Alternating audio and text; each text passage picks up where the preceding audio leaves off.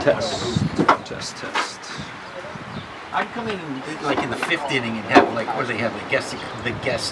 We could do that. So I was joking around with some of the seniors that like Snoop Dogg started to show up to do like the second period of hockey matches. So AJ's like, oh, Snoop Dogg, get Dylan Magruder to show up and do an inning or two. And I was like, nah.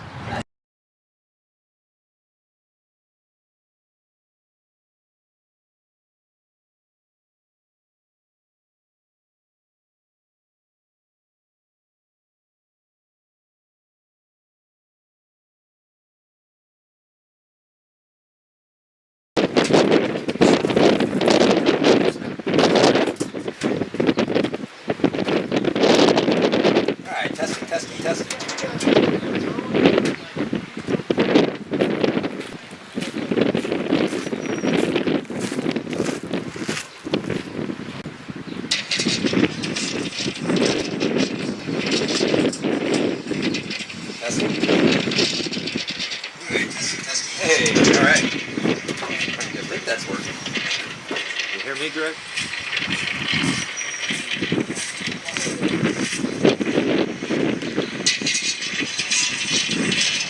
See if I can turn off the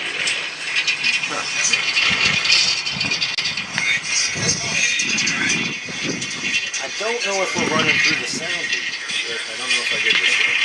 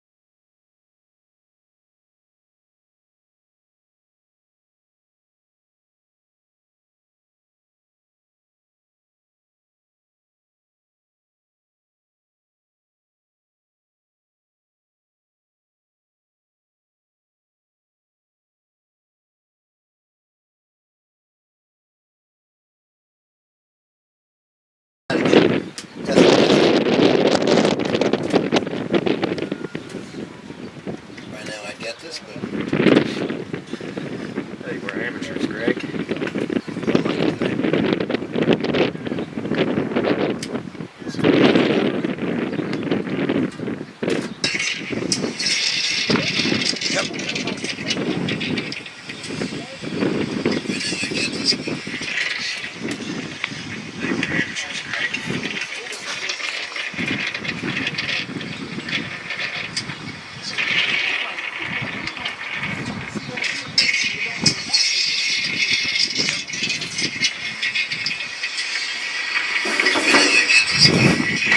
Sat in a wet chair though, and that's Wish we had something blocked some of this wind. Alright, so it looks like we're gonna have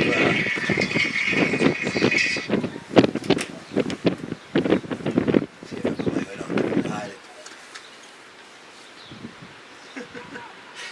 Looks like freshman Nate Jensen gonna get the start today. He's down there tossing the ball around. Freshman battery, Jensen and McCadden.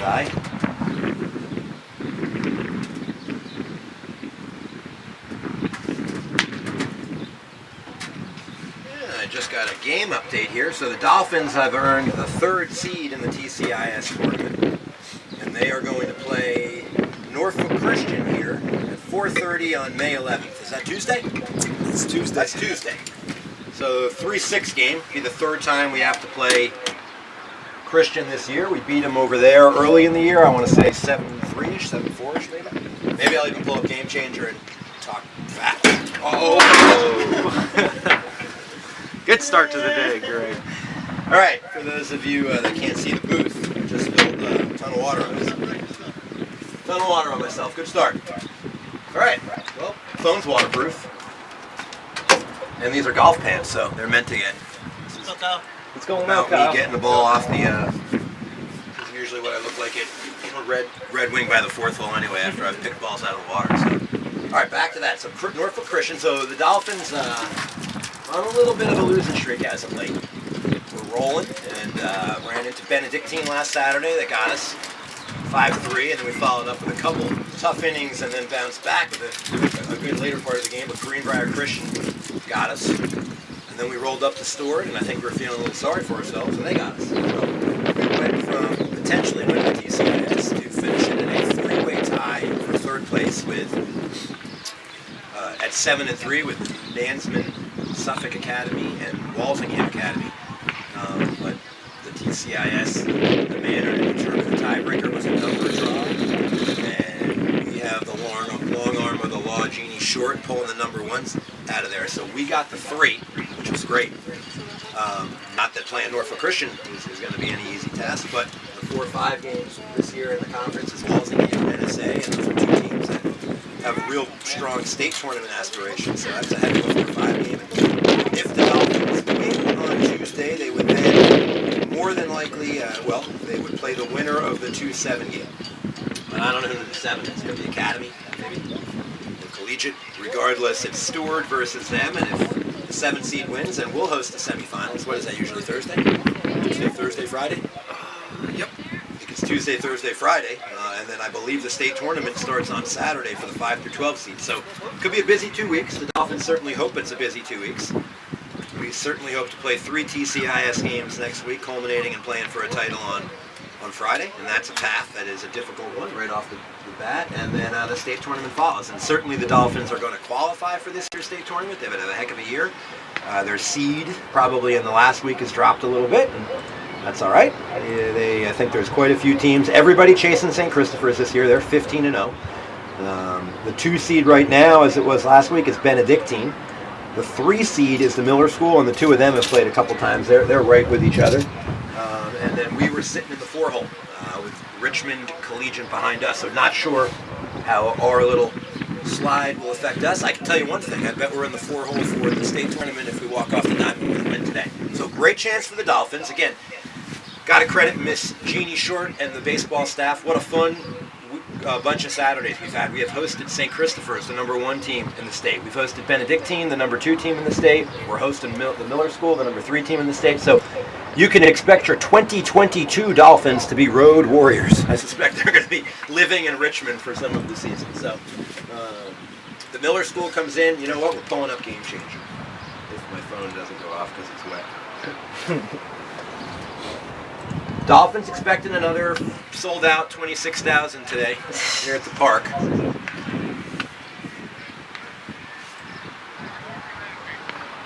Monday we'll start TCIS playoffs for almost all of our spring teams. I transparently can't tell you exactly how the track and field world works, but I know the golf team has got some title hopes. They lost a battle to NA. I know they're hoping they get another shot at them. The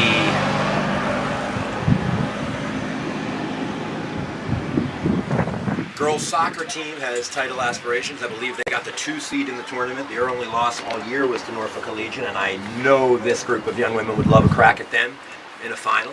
The girls lacrosse team, to be transparent, I have no idea what seed they're going to get. I think the boys lacrosse team got the 2 seed. And the softball team will be in action too, so. Alright, so the Dolphins come in 11-6. And a week ago this Saturday we sat here and said the Dolphins come in 11-3, so we need to put our rally caps on today. The Miller School, fun fact. The Miller School, located, exactly where are they located? So for a guy from New Jersey who spent most of his adult life in California, that's somewhere west of Virginia Beach. Charlottesville area. Trying to find the Miller School on Game Changer, which is making it difficult on me. But fun fact, their head coach is former Major League perennial All-Star pitcher Billy Wagner. Might be a Hall of Famer. Is he a Hall of Famer? We'll have to see. One of our lucky viewers, someone listening to us today. Call in. Call the hotline. Or just text one of the 26.5 here and let us know. But I think he might be too. I wanted to say Hall of Famer, but I figured I knew I was right with perennial All-Star. Yes. The Dolphins want to wish, while here we're at a baseball game, we wish a hearty happy birthday to head lacrosse coach Joe Johnson. Let's just say Joe's turning 29 today. I don't think that's true, but why not? We're all turning 29. So happy birthday, Coach Johnson. You're more than welcome to come join Tyler and I in the frozen tundra of this West Coast.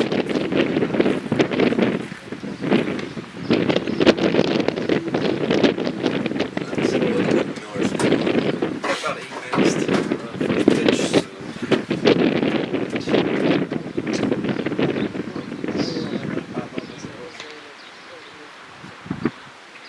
One element in my clip.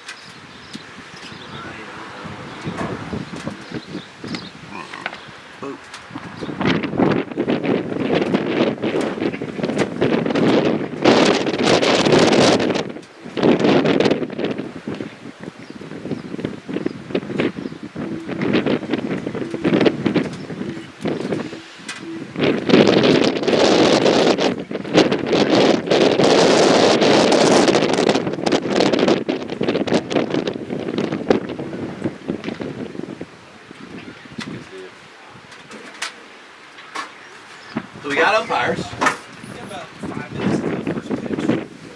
Okay.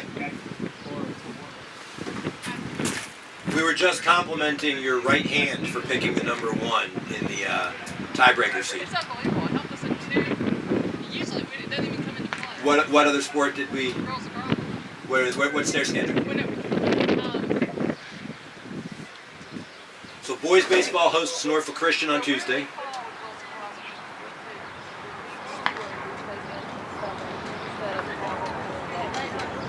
Girls soccer will open with They play HRA Monday. HRA on Monday here. And probably play on Wednesday. They'll probably play Academy.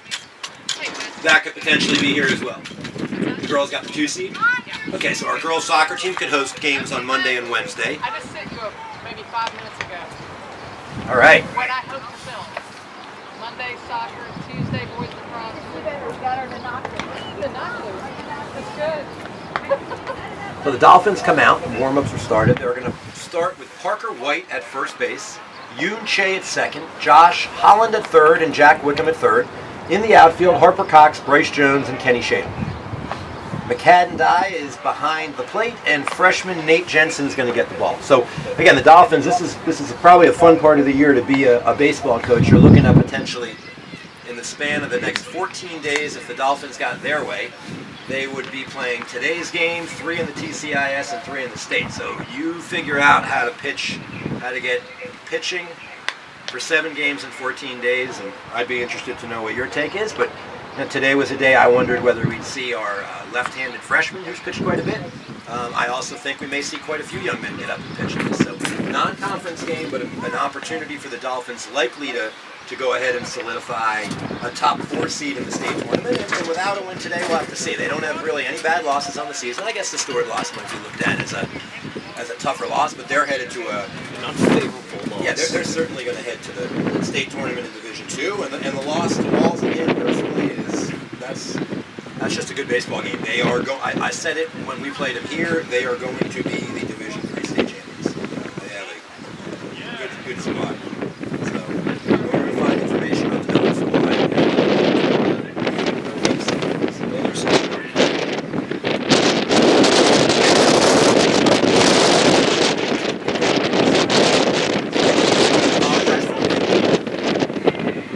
Nate Jensen, and as soon as I get our stat sheet up here, I'll get a number of names of the young man at the Miller School. Fun fact, we've got a former Cape student over at the Miller School, so great to see Mr. Exum back on campus today, and other than today, we're big fans here. So we're going to root for, we're going to give you a little bit of a hard time today, much because we miss you. Okay. Got some music in the background today. Got a little phone ringer there, let's turn that off. Rookie error. Alright, so Jensen drops a curveball in there, and it's quickly 0-2. So we started him out with a fastball, follows with a curve, and Nate's 0-2 on the leadoff hitter from the Miller School. And I'm going to give scorekeeper Brian Wickham a hard time because I don't think he started scoring this game. So That ball is lazily hit out to the right field side, and now it dropped a little bit quicker than I thought it would, but sure-footed sophomore right fielder Harper Cox comes in and gets it, and it's a nice start. Big first out. Strong wind into the Rolling in the yard. So line drive for the ticket for today. So nice, always nice to get the first out of an inning. And for a freshman pitcher, probably even more. Unless this wind changes, I don't know if we're seeing any home runs today, Greg. Let's hope he doesn't jinx it. So that was Thinkin, who had flown out. Next right-handed hitter hits a foul ball down the right or the left field line. This is Abrahamson, number 20. I don't have positions yet, but second time through the lineup we will. So Jensen gets ahead of the next batter. He's 0-1 with 1 out. Top of the first. Gorgeous Saturday afternoon. Non-conference D1 baseball. That's outside. Go 1-1 to the right-hander. So fun fact about the Miller School, they actually are a Division II school, but I love this. I mentioned this to Tyler earlier today. They opted and asked the state to play up. That ball's low. We'll go 2-1. They asked the state to go up to Division I, and you think that's a multi-year commitment. Coach Wagner felt his boys were going to be able to compete with the best of the best, and so he jumped out of D2, where he likely would have played for a state title, and now they're in the D1 mix. That ball's hitting hard. And Greg, I suppose. And that's out of here. So that was a 2-1 fastball that was an absolute laser out of here. That got out of here as quick as any ball I've seen. And Abrahamson puts it, Miller School on the board, 1-0. That was an absolute missing. I spoke way too soon. Obviously jinxed us with no wood in the booth, but I think he kept that one underneath the wind. I think that would have cut through a hurricane wind, man. That thing was absolutely hammered. 1-0. No, that first out's even bigger now. No one on. Oh, third place hitter in the lineup coming up, and his name's Cook. Greg, we doing this third place thing again? Batting third, Cook. And Jensen drops in the curveball. So freshman bounces back nicely. Pitch to contact, and there was a lot of contact. So Cook comes up right-handed, third straight right-hander in the lineup. 0-1 count. And he nibbles, just misses. I thought that was a great pitch, and I thought maybe he caught the outside corner. I think Jensen wanted that call. Not going to get it. And so we'll go 1-1. This high up there, so right around the zone. 2 balls, 1 strike. Top of the first, 1 down, 1-0 on an Abrahamson moonshot. Well, I guess it was more of a miss. It was a line drive. I think we're going to get a moonshot today. That was the laser show right there. That was the laser show. Jack, Stealing Jack Wickham's nickname. Jack might have lost his nickname today. Jack's going to have to hit one hard to get the laser show back. But good thing he's speedy now. Yeah, it is. He's put the bat down and picked up his golden spikes. Jensen drops that one in, so he went 3-1 and then a nice little curveball. We'll have to see what he chooses to throw here on 3-2, or what they asked him to throw here on 3-2. A lot of pitches called from the dugout in high school baseball. Oh yeah, certainly. Billy Mike likes to call the pitches from our dugout. Looks like a little slider right there. That was a good So Jensen just missed. I actually thought he threw 5 strikes in that at bat, but I'm sitting 400 feet away, so what's it matter? But now another right-handed hitter is going to come to the plate. So Cook walks on a 3-2 pitch that just missed on the outside corner. And that'll bring up the cleanup hitter.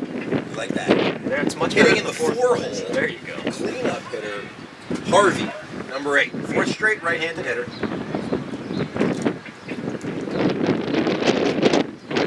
That ball is ripped foul, so that's a loud strike. Right on top of that pitch there. Fastball's not, right now the fastball's not really fooling anyone. Well, he's leaving it up a little bit. If he works down, turn to ground balls, he might be able to see it.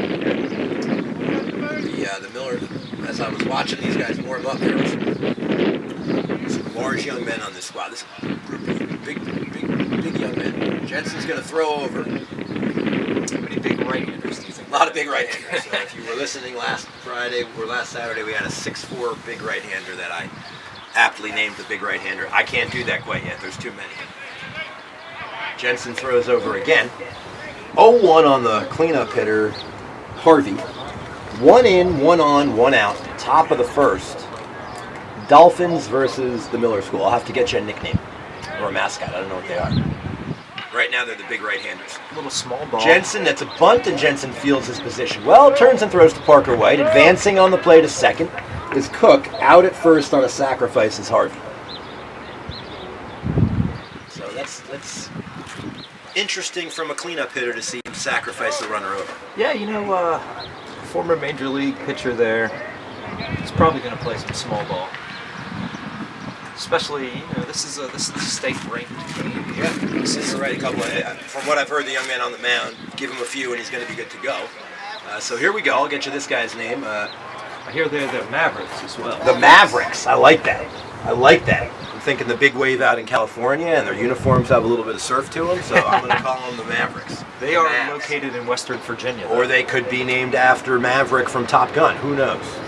Either way, we're going to ask the center fielder and get some information. So Tignor at the plate. First pitch was a ball there. 1-0, a little look back to second. Dolphin pitcher's been doing that a lot lately, kind of bluffing back, and I'm sure that buys him a little bit of step. So Cook's a decent lead. He'll look to score on anything. He'll be off at the crack of the bat, and that ball's hit hard towards the gap. Let's see if Jones can get there. He can't. One hops the wall. Jones is going to pick it up. Second run's going to score. Jones is going to fire it into second. And Tignor absolutely belted that one.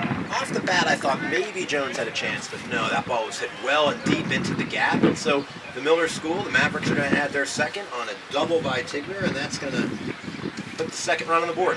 That ball was well hit, Tyler. That was a rope, as they say. It's two really ropes hit in this inning right here. One Nothing got cheap. up above the fence. You and I have sat here and watched some games where I think we've given up some dinks, as I say, some duck fart hits. You know, but those were none of that. That was a long home run and a long double. Another ball hit hard at Jones, and Jones comes in and makes a catch. So 2 runs on 2 hits and 1 left. Walked batter, a homer and a double score the runs for the Mavericks, and they lead 2-0 after the top of the first. Let's see who we got coming out here. I like it. I like the unis. They are definitely cool uniforms right here.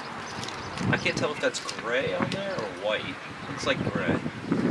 We'll zoom in on them right here. Zoom in and see who we got. We don't know the name of this guy yet. He hasn't had an at-bat, I don't think. So 19 is our center fielder, and for the last couple Saturdays, Tyler and I have interacted with some incredibly personable and fun young men out here in the outfield.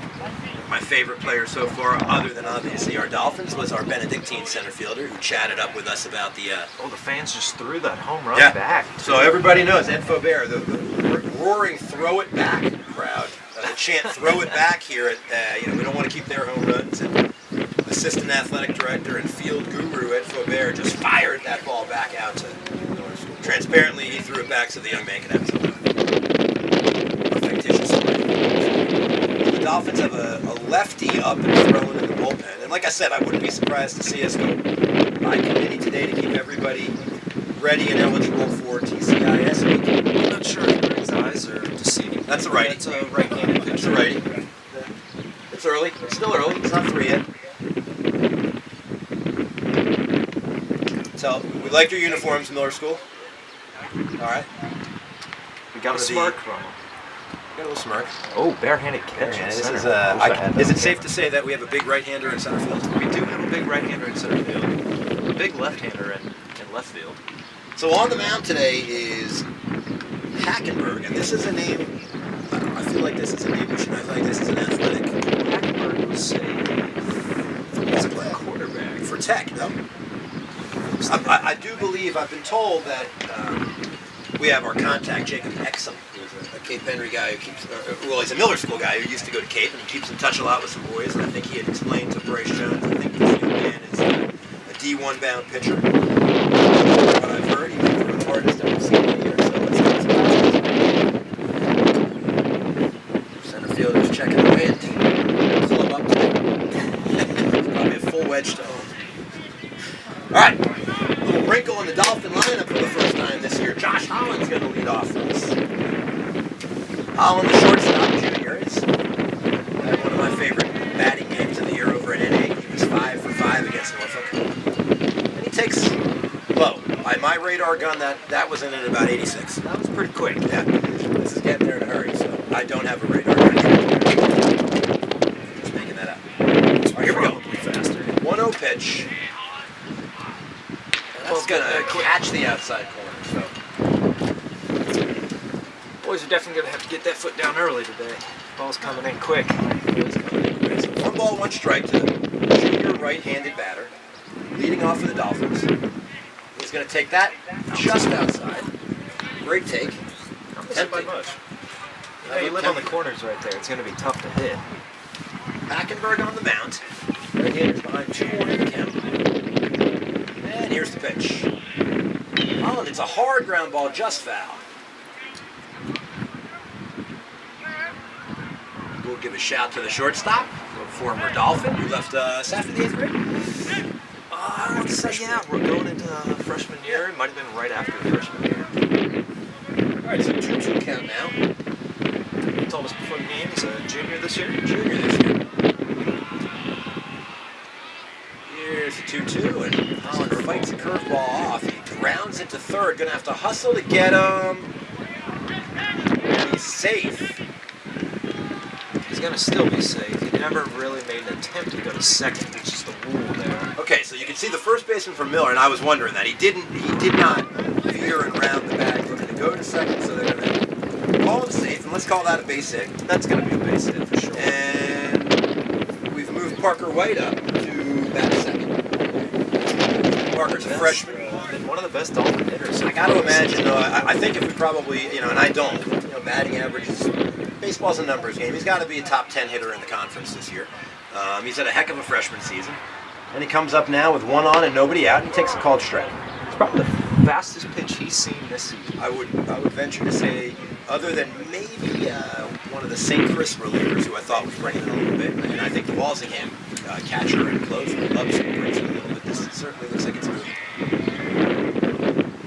That's going to be inside on White. 1-1 for the freshman lefty. He was playing first base today. He's one of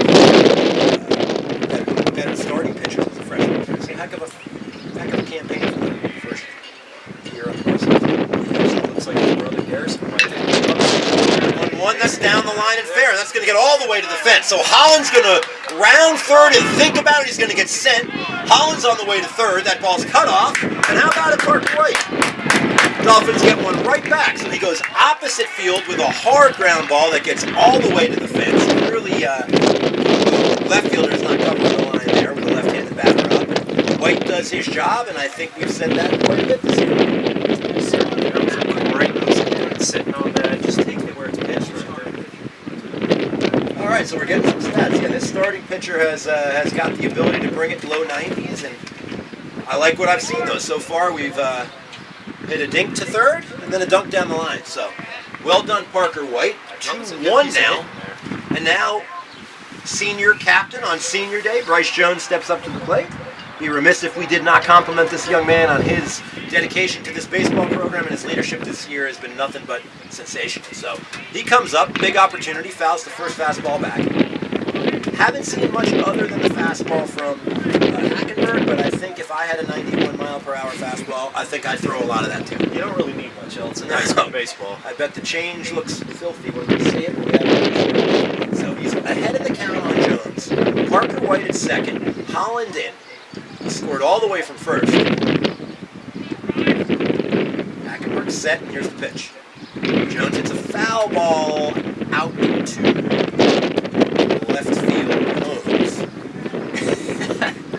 We need to give that guy a name. Yeah, we're going to call them they're going to be the Johnsons today. The Johnsons. I was going to go with Joneses. We got Jones at the plate. So we hit one into the Johnsons' backyard. We've hit a few there this year. He's got a great baseball coach. That's outside. So there's the first real breaking ball I've seen. We're going to locate that a little bit. That's an easy read for... It's a sharp break, too. Yeah, easy read for Jones. Left that up. It's 1-2. So love to see Jones do a job here in advance. White to second or to third with under 2 outs. He leaves that up in the back. Big Kenny. Ooh, wow, very tricky right there. So I'm not sure if you saw that, Tyler, as he went down and adjusted the camera. Looked like the catcher was going to throw the ball right back to the pitcher. Caught White sleeping, gunned it to the second baseman, and he was safe by about a yard. So thankfully the freshman didn't get caught sleeping there. This is generally what you can see from an intelligent coach like Billy Wagner. I don't know how many seasons he played in Major League Baseball. 2-2 pitches hammered to center, and hustle back Parker White. Okay, that's Aaron. All right, so center fielder came in, wasn't hammered. There was a line drive. It was a good piece of hit. All right. It was hit hard. Center fielder took about 5 steps in, 1 step to the right, caught it, and almost caught White sleeping again. All right, good throw back. White again. Didn't get that. So Jones can advance the runner. Hit that on the nose, though. So now it'll be big Kenny Shadle. Kenny leads the Dolphins with 6 home runs this year. He's trying to tell you every day in the halls. Yep, Kenny knows how many home runs he hit, but we love the big Kenny Shadle and love to see him do it right here. Slice through that wind. Actually, a base hit would be great. Anything. Kenny takes a curveball for a strike 1. I think Kenny was Looks sitting like he, fastball, and that dropped it nicely. So Took your advice there, Greg. he did. Found the location. Now I bet that fastball looks 109 when he sees it. Right-handed pitcher is set. White leads off of second. Here's the pitch. Shadle takes another curveball. So I think Kenny is probably chomping at the bit today, knowing there's a kid throwing 91. Kenny loves to hit fastballs, and he has not seen many of them this year. He comes up now with a 1-1 count with 1 down and 1 on and 1 in for the Dolphins in the bottom of the first. Shadle hits a ground ball. It's a base hit. Let's see what the Dolphins do. The ball's to right field. They're going to hold the runner, and Kenny Shadle does a great job. Kenny looks over to see why the run didn't score, but that's because the run was thrown out by about 22 feet. Yeah, it's not the deepest right field. You don't really have to go too deep there. Anything over your head is probably going over the fence, so you're able to play shallow and make the play. So Tickner came up, he fielded that, he threw it right in. Again, this is what we expected, a fundamentally rock-solid team, but the Dolphins have a little something going against Hackenberg. So they've had some great swings, they've had 3 hits in the inning, and they've got a chance now to score a run and tie this game. Harper Cox comes to the plate. Pitch low right there. So a little bit of a different lineup. Coach Hummel shaking things up a little bit for the Dolphins, and he's got Cox actually moving up in the lineup, and Wickham and then Angley up next, Wickham up next, with Angley behind him if we get that far. Cox fouls one back, so Cox will even the count at 1-1 with that foul.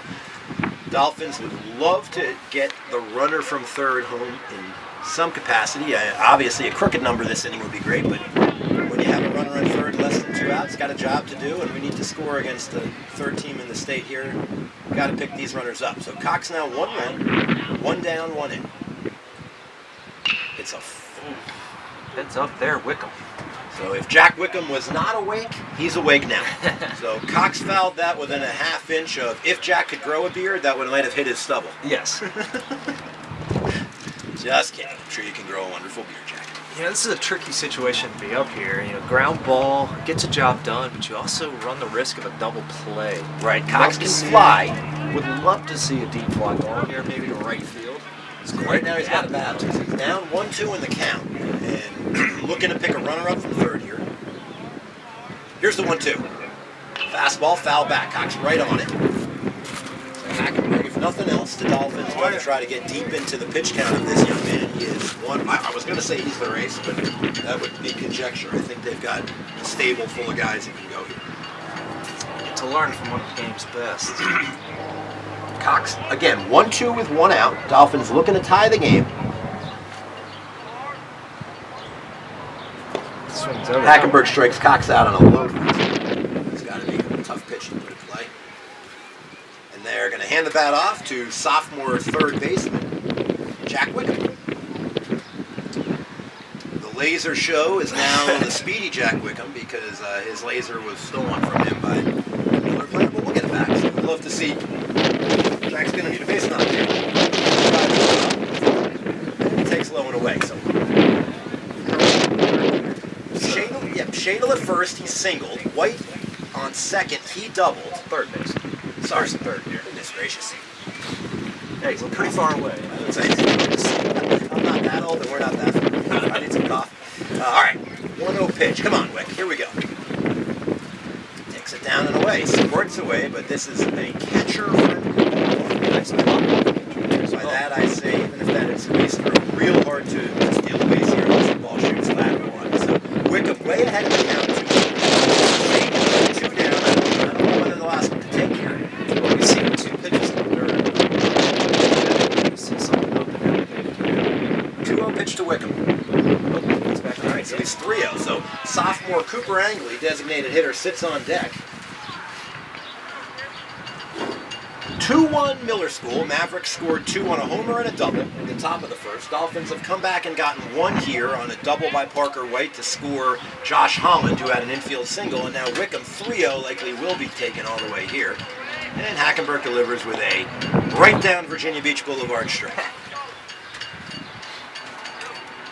Yeah, right down the middle. You know, it's pretty easy to throw a strike when you're pretty sure what the guy's going to take there. Might be pretty easy for you guys to get out of the baseball. I don't know whether I would say it's pretty easy to throw a strike. Here we go, 3-1. Wickham ready. Wickham takes that one right down TV Boulevard. He was going to toss his bat for a walk, but now he's going to have to earn his way on. So 3-2, 2 outs. Dolphins will send Kenny Shadle on the pitch. And an extra base hit by Wickham is likely going to score 2 here, Tyler. Oh, certainly. Here's the payoff pitch. Wickham hits a ground ball. The speedy cat third baseman's hustling down the line, and that almost got thrown away. So unlucky there. The Dolphins had a runner on third with 1 out. Couldn't pick that up. And they'll leave that one, and let's hope that doesn't bite us in the derriere. So Dolphins do get 1 back on a double by Parker White. 2-1 at the end of 1. Jensen's going to come back out and pitch his game. So the Dolphins announcers will say Happy Senior Day to Bryce Jones. Hopefully they'll give us a wave here. Yeah. Hey, we've enjoyed. I've been here for 7 years, and I think that's when Bryce joined us. And I have enjoyed getting to know Bryce Jones throughout the years. This year in particular, I've had an opportunity to be his quarter 2 and quarter 4 advisor. And he's a heck of a ball player, and he's actually, Tyler, a better young man. Oh, one of my favorite young men. I think I could say that now as he's about to leave. But you know, I've actually spent 7 years here with him. My first interaction with Cape Henry was coaching a 6th grade basketball team he was on. Coached him again in 8th grade, and have coached him all of his baseball career at Cape Henry except for this year. What I think one of my favorite things about Bryce is, easily as a Division I baseball recruit, could have put all his eggs in that basket, and no knock on him. The young man here that focus on one sport and can take that skill set and go to a college for it. I love it. What I loved about Bryce was he did not have the most significant role on our boys basketball team, and he played for 4 years, 2 for Coach Hall.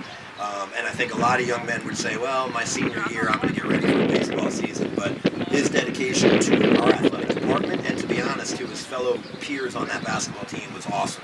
He did have some moments this year where he had some nice moments on the court, but I'd say too, it's definitely an underestimated role that he has in basketball, but he's a glue guy in just about every sport he plays. He keeps teams together. He knows how to connect with just about everybody. He does. He is one of those kids in the Carter Atherton, Clay Willis mold of young men. Good God, that is hit high and foul. I don't even know where that landed. That didn't land. That hit the rocket that's taken off at 8 o'clock. That's a long strike. So again, Brian Wickham's thumbs are slow today. We can't get a game changer update here. All right, here we go. So that is Adams, and we'll just say that's strike 1, regardless if that was a 350-foot strike. So he hit that high and deep, and I'm blaming every ball that gets hit out on Tyler Faubert tonight. The wind was too strong. Unfortunately, we are an hour ahead.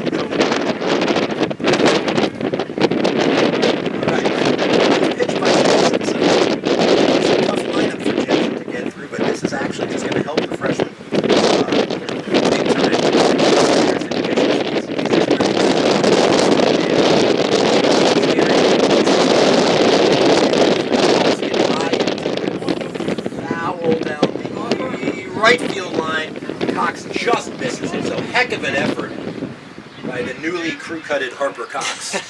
I'm not sure if he would join the crew with the bullets. No, I think it's safe to say of all the haircuts I've seen in the last 2 weeks, Harper wins the award. Yes, the cleanest cut in school. Yes, and word is it made his 60-time drop to 6'7" from 6'8" that you do. Yeah, fine. 1-2 pitch. Let's see if Jensen can get out of this. Just misses. So Nichols out there in the corner. Adams isn't going to bite on that. This wind is circling now. Yep, it is gusting around. Can't tell you what it's doing. It seems like it's whipping around. We'll have our center fielder for the Mavericks come back out and get his 9-iron wedge out and tell us where it's at. Right-hander delivers, and that ball's fouled back. So I don't know if I've seen a Maverick player with anything other than a quality at bat right now. They see pitch as well. How many pitches has Nate thrown so far? Down here, Jensen is at the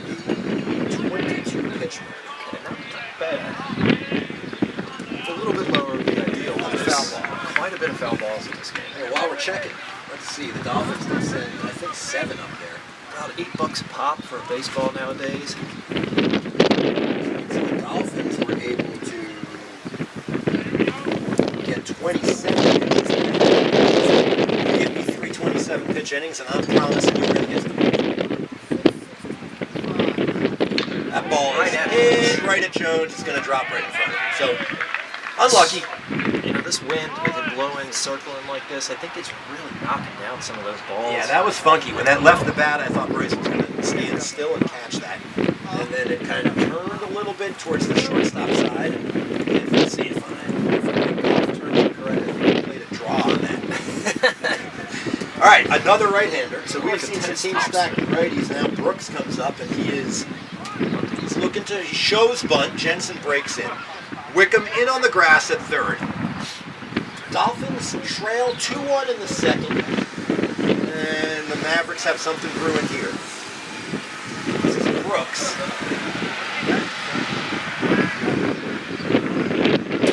Brooks slays down a bunt. Dye comes up throwing, and the Dolphins will retire the out at first. And for the second straight inning, the Mavericks sacrifice a runner into scoring position. So small ball by Coach Billy Wagner. How'd you say it like that? Well, I think the first time I said like Billy Waggle. You know, if you've pitched in an All-Star game, I got to say your name. You can say your name right. That is true. You know, oddly enough, Cape Henry has 2 ex-pros in their dugout as well, and Chris Dodolo and Tim Hummel. Talent everywhere. We can have a coach's home run derby later if you want. All right, so coming to the plate, another right-hander, and this is Jacob Exum.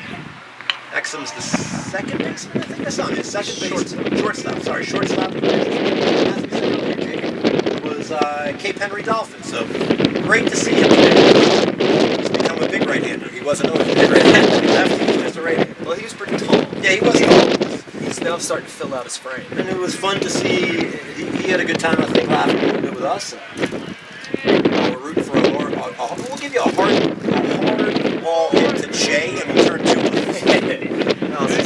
Exum didn't like this. Yeah. So I don't think you like that call, but we'll go 0-2 with 1 out. Jensen would love to get a strikeout here. He's way ahead in the count to Exum. And here's the 0-2 pitch. Exum takes time. I'm trying to get Nate out of his rhythm a little bit here. Could be. I don't think he liked that 0-1 pitch. So I think He might have had some dirt. Reflecting on the delicious ice cream in the cafeteria and Charlie Brown's famous chicken nuggets. Exum takes down to the dirt, and he's going to scoot away, bounce all the way to the backstop, and advancing to third is going to be Adams. So now Exum has a job to do with less than 2 outs. The Mavericks don't need a hit. We're in the coming in the booth here is senior A.J. Rosenblum. He had his senior night last night, and he's here to support his bud, Bryce Jones, on senior day here. Bryce is hitting in the 3-hole today, A.J. Just so now you know. Yeah, no problem. Here's the pitch. Exum looks at that, and the count's now even at 2. So trying to get him to kind of swing at a bad pitch there, and Exum's not going to do that. So now 2-2, runner on third, 2-1 Mavericks. A.J., what do you think of the? Think of a school mascot by the name of Mavericks. We like it. We like it here in the booth. We think their uniforms are indicative of the big wave out in California. Actually, those uniforms would probably look pretty good on our guys. They would. Right here at the beach. A couple miles away from the ocean front. Could be a little heat replica. I actually think it's got some old school Astro feel to it. Ooh, that's very true, too. We got an old school Astro in the dugout. All right, so we're 3-2 with 1 out. And Exum is going to do his job. He hits the ball. Uh-oh. Cox falls. Cox gets up. Cox catches the ball, and he guns the ball to the plate. Actually, a little closer than I thought it would be. Stay on your feet, Harps. So that was athletic. Harper went down to a knee and then was able to get up and still catch that ball. And I wasn't being sarcastic. That was super athletic to still make that catch after he fell. I, for one, would have had that hit me in the face once I fell. So that's going to score a run. So Exum does a nice job from going 0-2 to 3-2 and then hits an opposite field shot. Would love to see that throw again if Cox was on his feet. So that was a heck of a gun from Cox to the plate, just up the line, and the run scored. So Dolphins are going to talk to Nate Jensen. I don't know if we're going to see right-handed pitcher Garrison White come in, and we are. So I'm going to give a round of applause to Nate.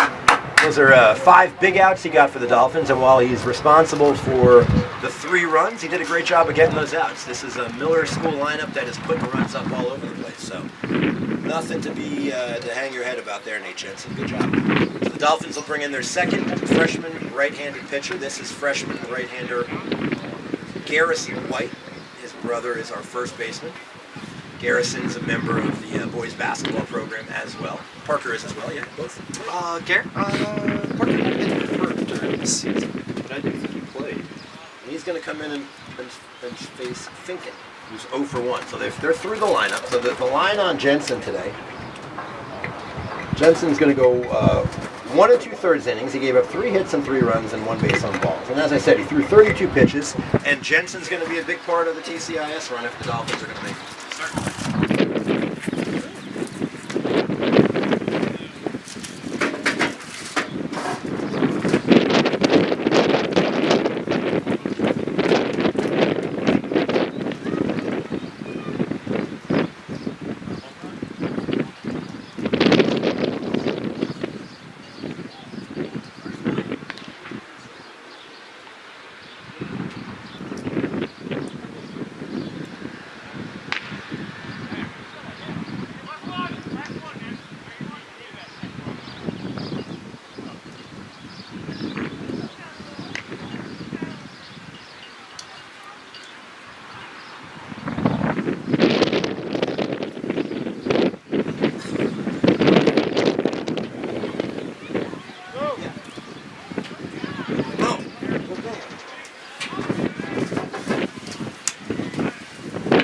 Comes in and induces a foul ball down the right field. Excuse me, left field.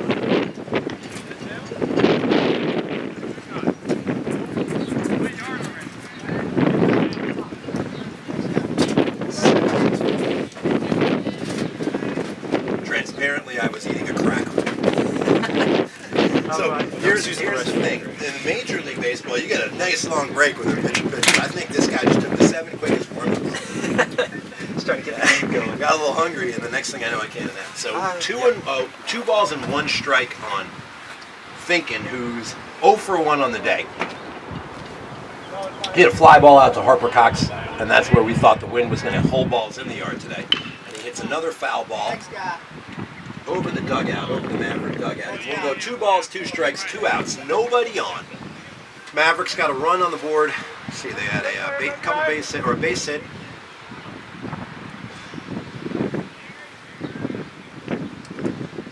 That's the quietest I've ever heard you, Greg. Yeah, let's stop for a second. His base hit, a sacrifice, a pass ball, and a sacrifice fly. I thought you froze there for a second. Not that cold yet. 2 balls, 2 strikes, 2 outs on Finken, and freshman Garrison White on the mound looking to get the Dolphins back in the dugout. Here's the pitch, and that's inside. Finken steps back and will go full.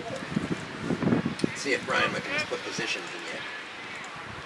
He hasn't. Oh, he has. I apologize, Mr. Wickham. Full on the center fielder. All right, so now we know. If he Give him a break. He did not miss much of that. He gets that ball there. You can see that one. That ball off the bat. Foul the whole time, but that was a foul and almost to the fence, and that turned into the playground and just died. So 3-2 again. Gets a pitch to the outside of pitch to the wind. Gets him there, right down Virginia Beach Boulevard. White, that's 3 outs, go to the dugout. I don't know where he was walking there for a second. He just was wanted going to show himself off a little I bit. think he was going to tell his brother, hey, I struck that guy out. Would you see struck that? him out. Hey, brother, I struck him out. And his brother said, I saw you, go to the dugout. All right, Dolphins will come up. So the Mavericks get 1 on a base hit, a sacrifice, a pass ball, and a sacrifice fly by exit. It's Small ball at its finest. Garrison's, I guess, his 4 innings pitched on the season. Just completed his 4th inning of the season, or he's about to go to 4 1/3. Well done, Garrison. Dolphins are going to come up 7-8-9, which will be today for the Dolphins. 7, 8, and 9 are going to be Cooper Angley, sophomore Cooper Angley, a designated hitter. Freshman McCadden Dye behind the plate, and then second baseman Yoon Chang. Fun fact for you, Greg, this is Cooper's 50th at-bat of the year. Yeah, all right. 50 plate appearances as a sophomore. we go. So Sorry, plate appearances, you're right. This is his 33rd at bat. 33rd at bat, 15th. Yes. But what's fun for all of these young men, in particular for senior Bryce Jones, baseball season was 14 innings of baseball last year is what Cape Henry got in before we had a shutdown, and then eventually the entire state shut down. I guess you could probably say the nation shut down, but yeah, as our athletic director has put us back in a position to play sports, it's been great. But to be honest, we had a very modified winter season. I think the girls hoops team got 6 or 7 games in. The boys got a little bit more. We had a couple of moments where we had a pause and for safety measures. And then our fall season, which was actually played in the heart of the winter, was an abbreviated season as well. So it is just fantastic to have all of our spring athletes out. And in particular for our seniors, for the lacrosse boys and the soccer players and our track and field athletes, our crew athletes, to have a full season is wonderful, and it's awesome. So sophomore designated hitter Cooper Angley, right-hander, comes up against Hackenberg. Start out the bottom of the second. Here's the right-handed pitch, and Angley takes right down VB Boulevard. Strike one. Greg, here's another interesting stat for you about Coop here. Out of the traditional starters, as you would say, Cooper actually has the least amount of strikeouts. Wow. Wow, 7 this season. 7, and I know he was very upset about the 7th one. He swears by that he did check his swing. He did. Against Greenbrier. I've heard about it all week. Actually, might be fine for what I just said there, but 1-1 pitch to Angley. Takes outside on the second pitch, and the right-hander delivers. And Angley swings through that. it was a healthy cut there. 1-2. Got a battle now. Hackenberg looks to have a little bit more control than he did in the first. He seemed to go 3 balls on almost every hitter. He's got Angley in a 1-2 hole. Angley looks at that fastball low. It's 2-2. Sophomore is a member of the varsity soccer team and was part of the JV basketball team as well. So multi-sport athlete, as a lot of these Dolphins are. I wonder about the Miller School. I know with their size school, I have to expect some of these young men have to chip in other spots. Similar size schools here, I'd imagine.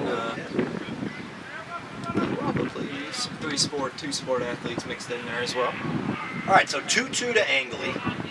And the right-hander is set and pitches. And Angley hits a ground ball in the third, double hop, pitch throws over, and that's a 5-3 put out.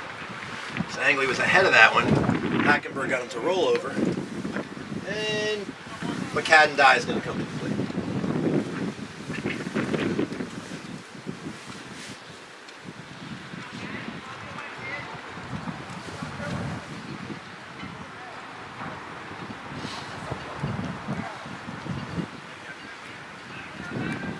Right-handed Die versus right-handed Hackenberg. Die takes one for strike. So right-hander has gotten ahead on both batters this inning, and he actually had a little bit of control issues, I thought, in the first. Kind of locked in a little bit more here in the second. Die takes low, and we're leaving the count at 1-1. Getting a little nice break from the wind, too, here for a second. It has settled down a little. Everybody else is sitting in what appears to be gorgeously warm sun. Somehow we're in a cold booth. We need a sunroof. Yes, we do. Ed Faubert, can you make that happen? If you're listening. Die hits a chopper, and the pitcher fields it himself and throws McCadden out.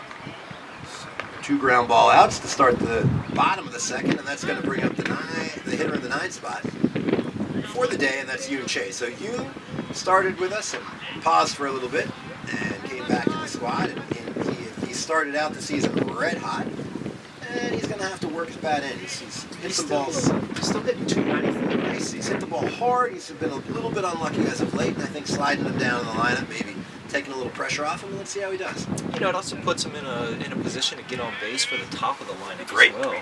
So he's a 5-tool player. He's a quick kid, smart kid, heck of an arm. I think he's nursing a little bit of a sore arm, which is why we haven't seen him on the mound yet. But he's a sophomore. You're going to hear this kid's name a lot. He hits one foul down the first baseline, a little late on that fastball. Breaks the count to 0-2 there. Yeah, we're definitely going to hear a lot about you for the next couple of years here.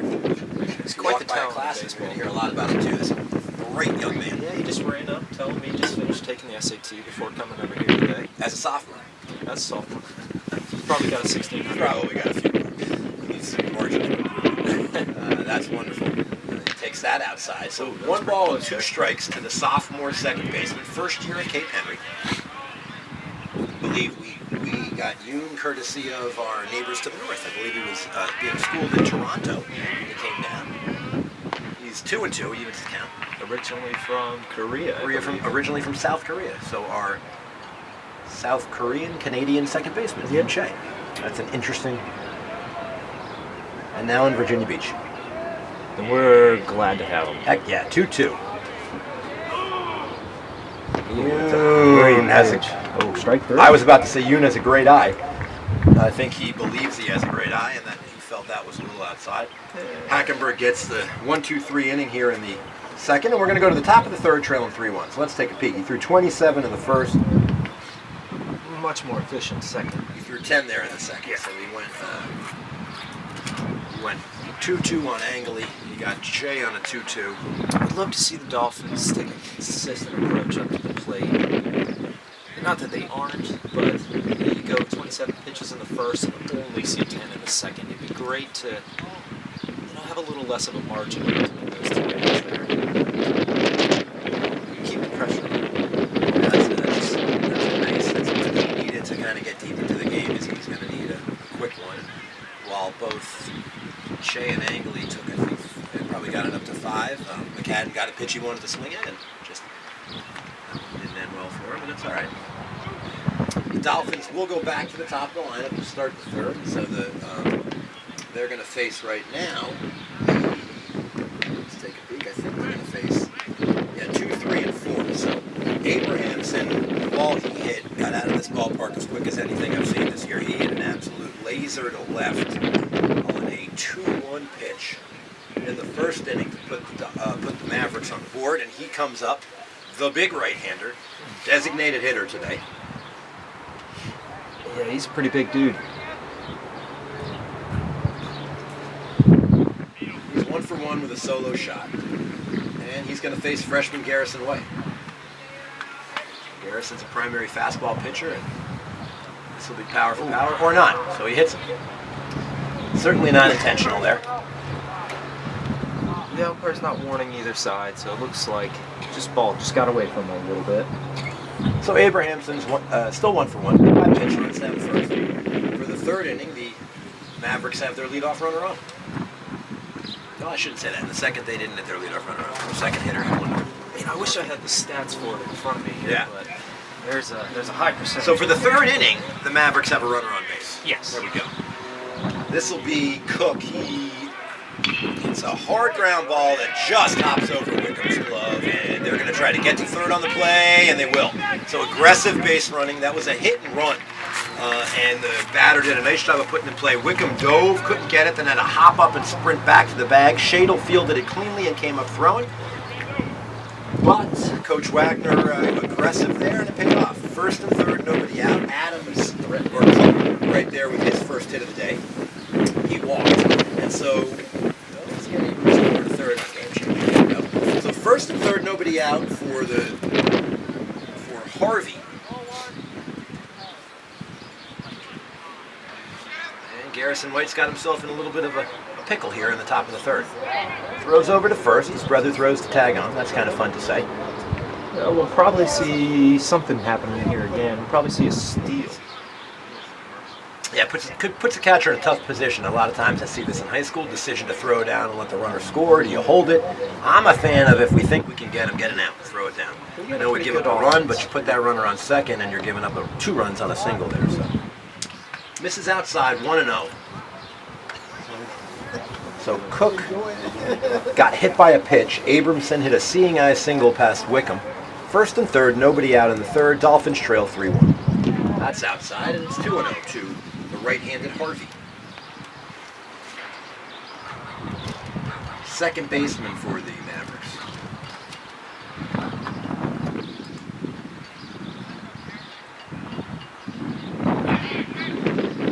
Good move over to first, but Cook jumps back in. 2-0 count.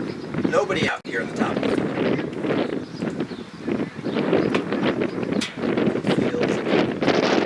Love to turn 2 here.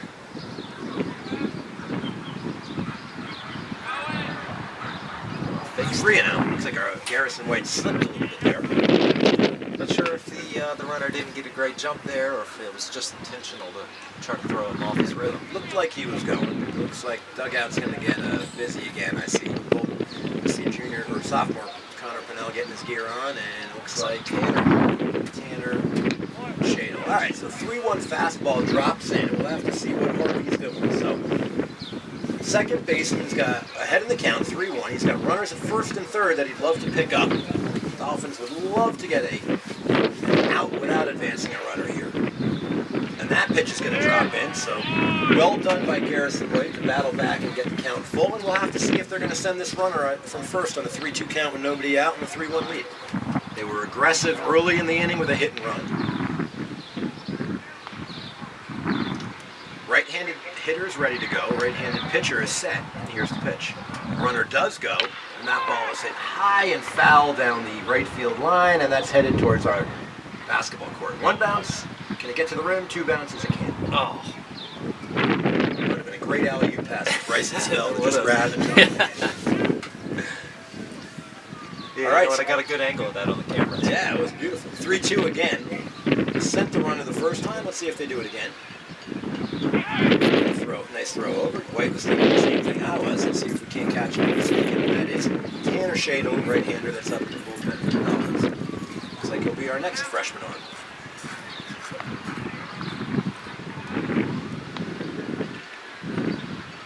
Runner goes, ball is hit high and foul. White is over by the bullpen. Can you go in the bullpen, or can you go in the dugout to catch? You cannot. You cannot. Can you over the rail? That's going to be a straight line from those bricks right to the Got it. So we obviously have safety netting there to save our dugout and their teeth from foul balls. So we're going to do 3-2 for the third time. Harvey's ready. White's ready. Here's the pitch. Outside, bases loaded, nobody in. Here's the moment. When he gets back up, temperature drops to 12 degrees below zero in the tower here. Coldest place Cape Henry is currently. All right, so the bases are loaded. 1-for-1 on the day.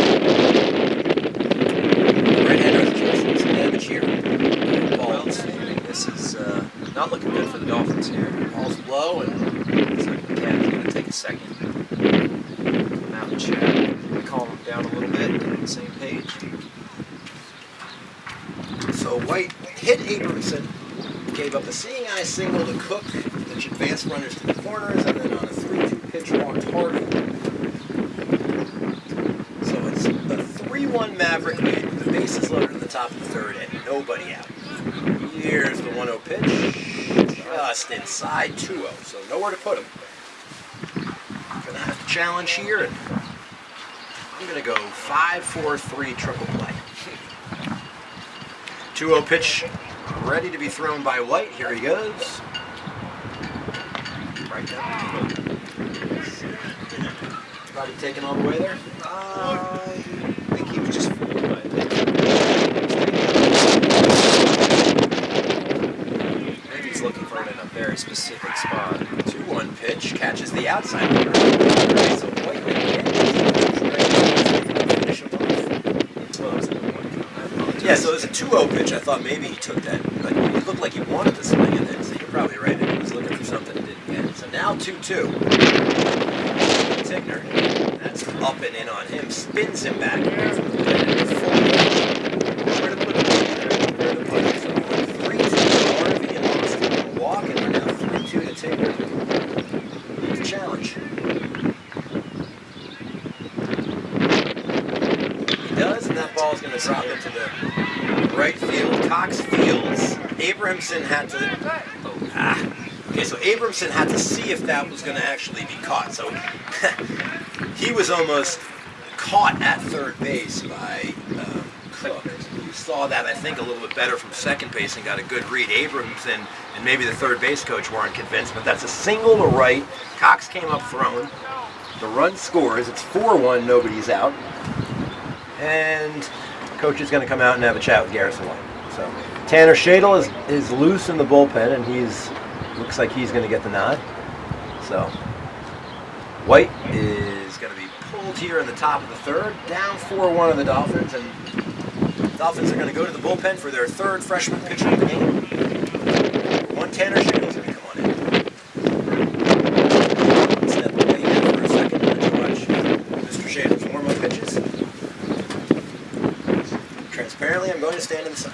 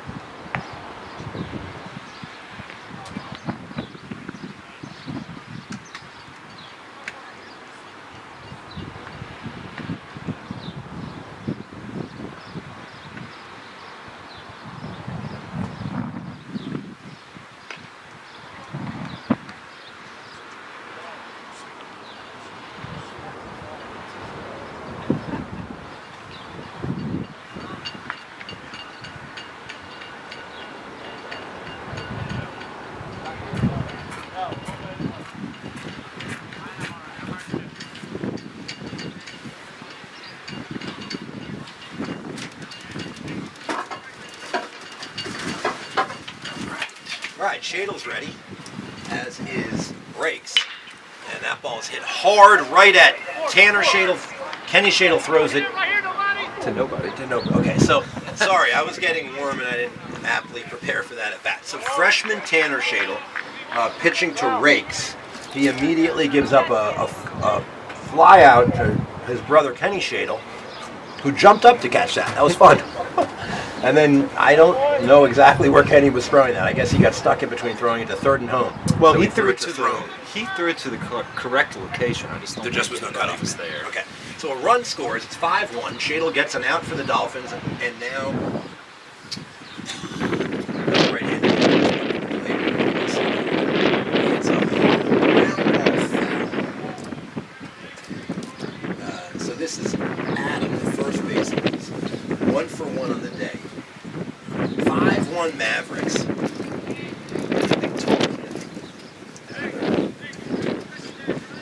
They're feeding them out there in Miller School. They got some good kale, they must be. Kale. It's the new spinach. Here we go. Shadle throws that one, squirts away, and the runners are going to advance. You know, I would love to see Tanner maybe take a look at the runner on second base there. He was taking quite a big secondary after that. That pitch squirts away. Both runners advance, and they're both in scoring position now. So 1 down and 2 in the inning. The Dolphins need to get themselves back in the dugout. Not a team and not a pitcher you want to fall too far behind. We've got junior left-hander Nate Hayes getting loose in the bullpen. That's a nice pitch. Wow. Okay. Not sure where that one missed, Greg. Personally thought that was about as pretty a curveball as I saw today. But, like I said, I am sitting quite a bit away. 2-1. Adam up, first baseman. Shadle misses outside wide. So first base is open, although we're certainly not looking to put anybody on.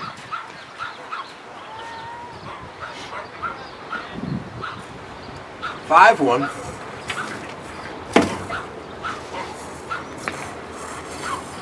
Shadle's ready. 3-1 count. challenges, and that ball is hit hard into the gap. Cox is back. It's one hop off the ivy. That's going to clear the bases. 2 are going to score. And the big first baseman is going to knock 2 more in. We need to be careful here. This is kind of getting away from us a little bit, Tyler. It certainly is. That was a pitch left just right out of the zone.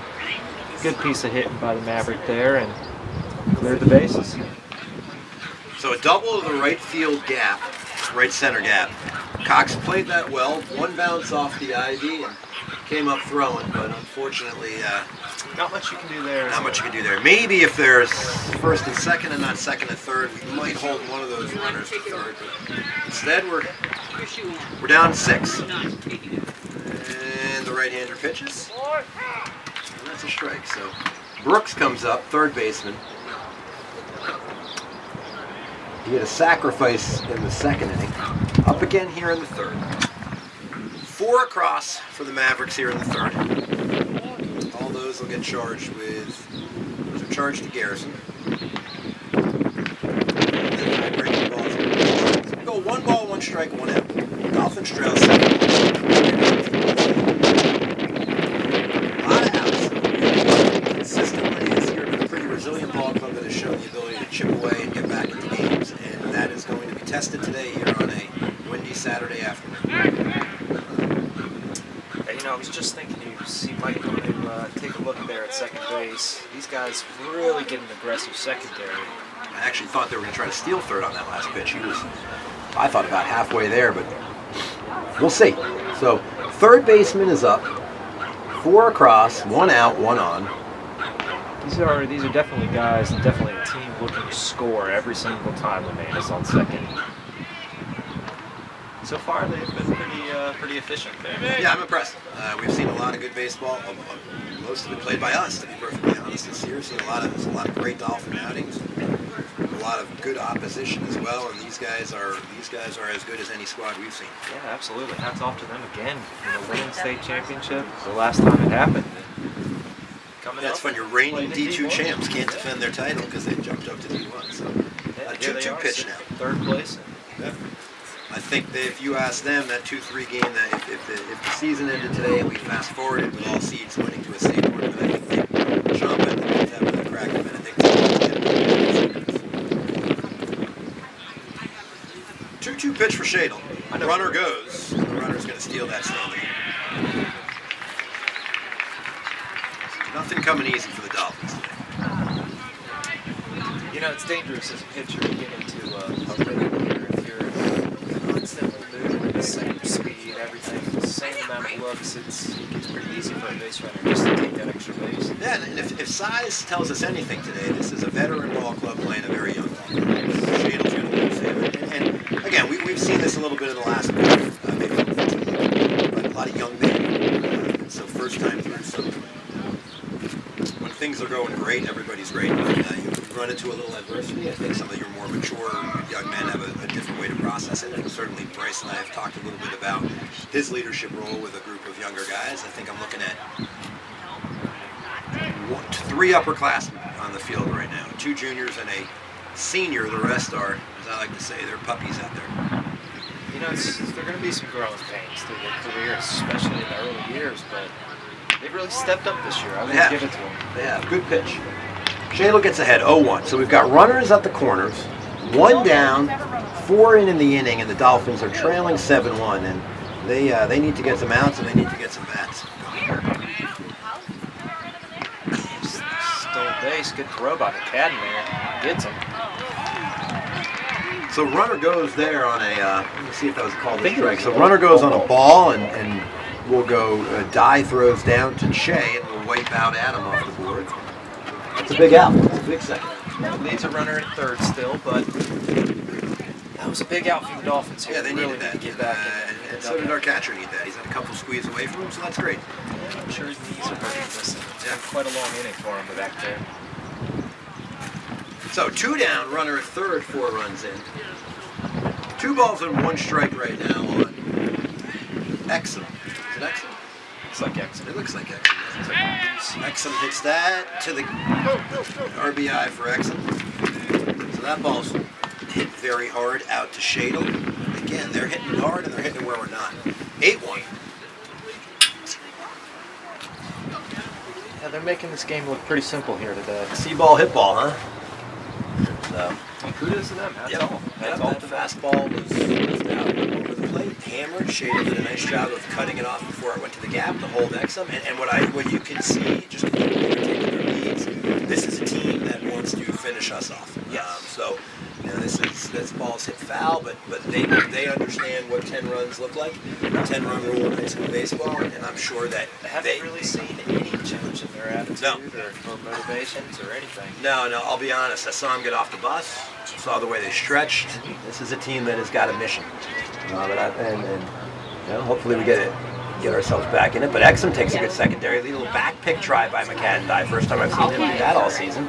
And he dives back in, but try to catch him being a little bit aggressive. But as some might say, should you be taking leads and stealing in an 8-1 ball game? And I would say in the third inning, by all means, they would like to get back on the bus. They want to rest every possible arm. I don't know if the prep league, are they in the prep league? I don't know what league. I don't They're know in the what their conference is. I'm not sure if they have, if they're in a conference and if that conference has a tournament next week, but I can guarantee you they have the expectation of playing. This team has an expectation of in 2 weeks playing on Tuesday, Friday, and Saturday for a state title. Yeah, back to your question with the A1 lead. Yeah, no disrespect here at all. It doesn't. It just seems like they're just taking care of business and just getting the job done. A 2-2 pitch with 2 out. Dolphins need to get the dugout. Exum's going to take second standing. Well, he slid. Teammates didn't do him right there. Sorry, Mrs. Exum, you're washing those pants. Although, presumably Mr. Exum's a boarding school student, so maybe he's washing his own. He should be washing his own. Oh, leg up on the rest of your former Cape teammates. I can see Jacob being pretty effective with the laundry machine. Yeah. It's like, I'm going to go as far to say the right-hander can make a bowl of ramen noodles. That ball is hit hard. Holland fields it cleanly, throws to White, and a 6-3 putout is going to end a long top of the third. So 5 across. I can't tell you how many hits. I know they left 1, but they hit the ball hard. They scored runs. 8-1. Rally cap time. Let's warm up a little bit again. Rally cap time. Session stand run for Tyler Faubert. It's just.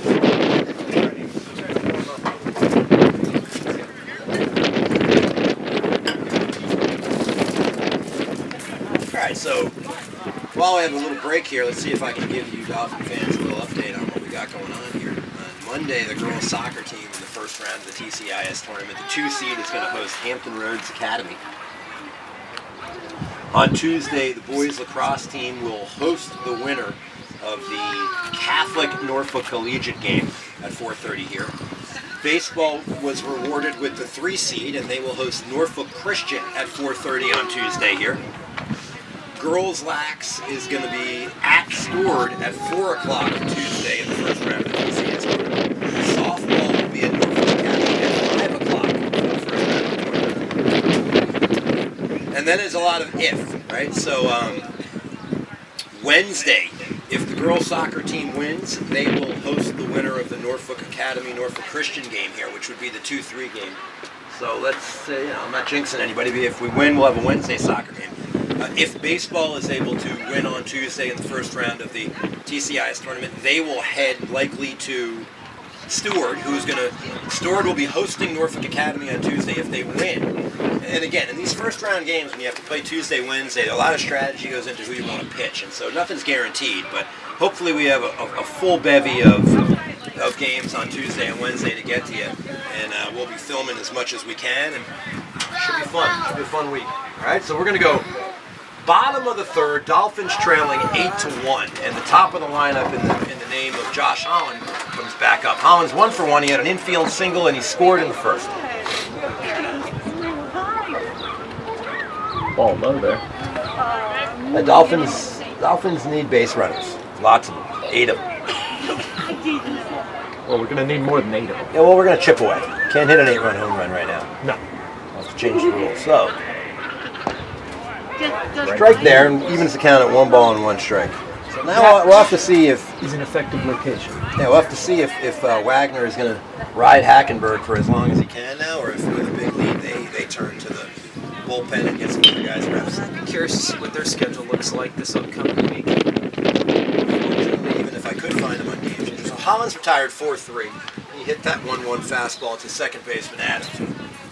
Threw him out. So yeah, I just getting a peek at our. We actually the TCIS baseball tournament, Tyler. We were off a little bit. It's Tuesday, Wednesday, Friday. Oh, interesting. So Tuesday, Wednesday, Friday makes it even a little bit more strategy, in my opinion, in that who you throw on Tuesday, you probably don't have to throw on Wednesday. So that makes it tough. White hits a ground ball. That's going to get through. So Parker White is 2 for 2 on the day. So in an otherwise forgettable first 3 innings, Parker's got 2 more hits. It's going to bring up senior Bryce Jones on Senior Bryce Jones Day. Senior Bryce Jones comes up on Bryce Jones Day. Bryce Jones Day, I like that. Bryce Jones Day at the ballpark. Not the score he was hoping for, but let's do something about it, huh? So the senior, 0 for 1 on the day. He hit a fly ball that Finken caught. And he hits one down the left field line foul into the Johnson yard. No balls and 1 strike, 1 down. It's actually the second ball I'd see over there. Oh, I don't think that fully made the yard. I think we're going to go retrieve that $8 ball. So good job. Andrew Hart, you just earned yourself a Chick-fil-A sandwich. It costs less than that. Bring it straight to the concession stand. That ball is up and out. All right, so Jones now in a 1-1 count.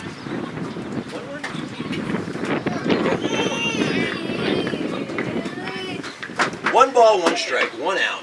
Dolphins trail by a bunch. Jones takes outside. Bryce is headed to Old Dominion University to continue his athletic and academic career. They're having ODU baseball having a heck of a season. Top 25 ball club, I think currently sitting in second place in Conference USA with some Conference USA, but more importantly some NCAA aspirations this year. Bryce was showing me an article as he takes that for a called strike. Showed me an article. They are currently ranked the number 2 most dangerous lineup by Baseball America. Wow. It'd be nice to see Bryce join that. Yes, it will. To work his way into that dangerous lineup, but if his work ethic at Cape Henry has shown me anything, I would be shocked to see him anywhere but that lineup by the middle of his college career. Oh, this is certainly a kid I could brag about for days, but I've seen him get better every single year. He's a hard worker. So He certainly 3-2. is. 3-2, 1 out. We'll see if the Dolphins will send Parker White. We may want to be a little conservative here as we Jason's runs. We don't send him, and Jones hits one high down the left field line. Just foul ball. Just foul. Thought we were going to have something fun to do on Bryce Jones Day here at the ballpark, but he's going to do it again. 3-2. Good swing. There's Oppo there. I'm sure someone back there has got a gun on Hackenberg today. We were told that Perfect Game has him as at 91, but that's his highest. So he's probably sitting high 80s. Especially on a little chilly day like today. Jones hits a ground ball foul. Ooh, right at the post there. He says, "Hey, Kenny Shadle, it's Bryce Jones Day at the ballpark." Clears Billy Mike out of the opening too. So as I said, Dolphins got their TCIS matchup. That came out. They'll be hosting Norfolk Christian here on Tuesday for the 3rd time this year. Right now, we got Jones with a 3-2 count on 1 day. Hackenberg is ready. Oh, that is a great pitch Just right there. Yeah, I thought that caught it. So he gets Jones looking at a curveball. It's a good pitch. It's a good pitch. He fed him a healthy dose of fastballs and then dropped that one in there. And I've never had a meaningful at-bat because I'm a lacrosse guy, but that's got to be hard. They say that's a nasty curveball right there. I think it just dropped straight off the table. So Kenny Shadle, Jr. comes to the plate. Shadle's part of the Dolphin TCIS Championship volleyball team. Probably one of the best boys volleyball teams I've seen in Cape Henry in my 7 years, and we've had some stud volleyball players, but this was they had some depth. It was a complete team. Yeah, think about Grayson Browning in the past, and he was an amazing player. Not to knock the guys he had with him, but this was a full-blown team. So other fun Dolphin alumni news. NCAA singles match, 6-4 and helped lead ODU to their first ever NCAA tournament tennis win yesterday. I think over Arkansas. I saw that, so they advanced in that, and that's awesome. See a Dolphin doing something in an NCAA tournament and helping her university do something they've never done before. So I don't think you're listening, Brooke Pilkington. But anyone that knows you that is, we're super proud of you here at the King. 3-0 pitch to the big Kenny Shadle. Parker Cox on deck. Shadle takes a strike. You know Kenny wants to swing. I know Kenny wants to swing. You know Kenny wants him to challenge him with a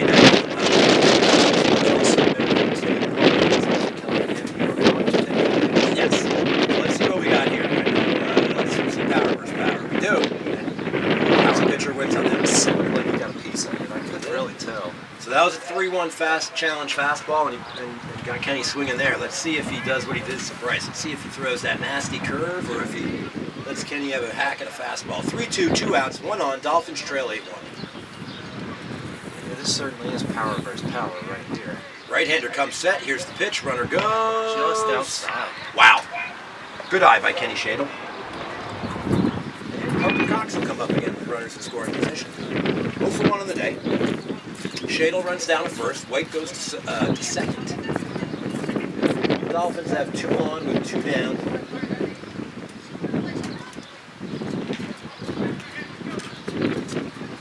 I've got to guess this center fielder in front of us is a senior. He looks pretty big. He's got a heck of a little beard going too. Miller School clearly not having a freshly shaved face that we have at the Cape. Although I don't know many Cape ball players that can grow that anyway. I don't know if any of them can really. Cox takes a ball. So Hackenberg up to 58 pitches. We'll have to see what Wagner wants to do with him. I haven't seen much movement in their dugout. They're going to ride the big righty. Up 2-0. So Wickham on deck. 2-0. Hackenberg missed on a. You see the movement on that ball there, Craig? He's got something funky going on. I'm still a little bit of awe of the curveball he threw Bryce Jones. Yeah, that was a heck of a curveball. That's low, so he goes 3-0 on Cox, who's going to take at least 1 pitch here. The right-handed Wickham. Circle getting ready on deck. Yeah, there's words today that are just. I'll tell you what, I don't know what wasn't in my breakfast. I did not have enough coffee.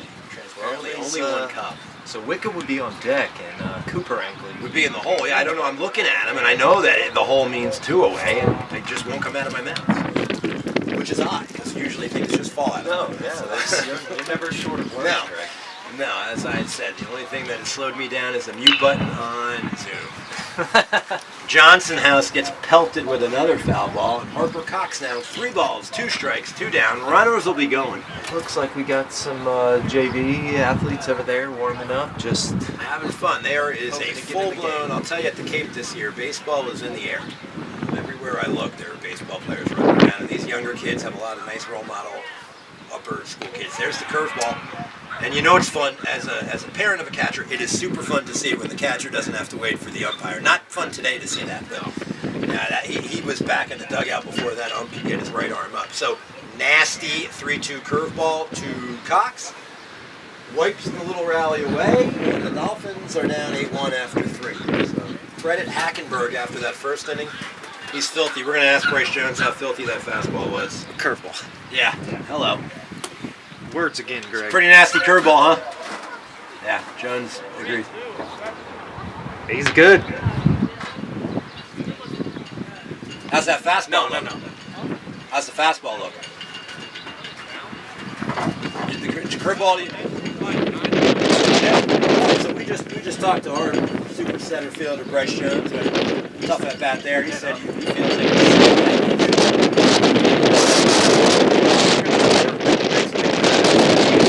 left-hander Nathan Hayes. Hayes last pitched against Greenbrier Christian, where he had 2 really nice innings, 2 scoreless innings against Greenbrier, which was great. Kind of kept us in the game. And the left-hander is also a basketball player at Cape Henry Collegiate. Heck of a shooter. And I've said this before, heck of a young man. Really nice ball player, good student, fun kid, good sense of humor. Really the only negative thing I can tell you about Nate Hayes is if we could just get Nate Hayes off the field, it would be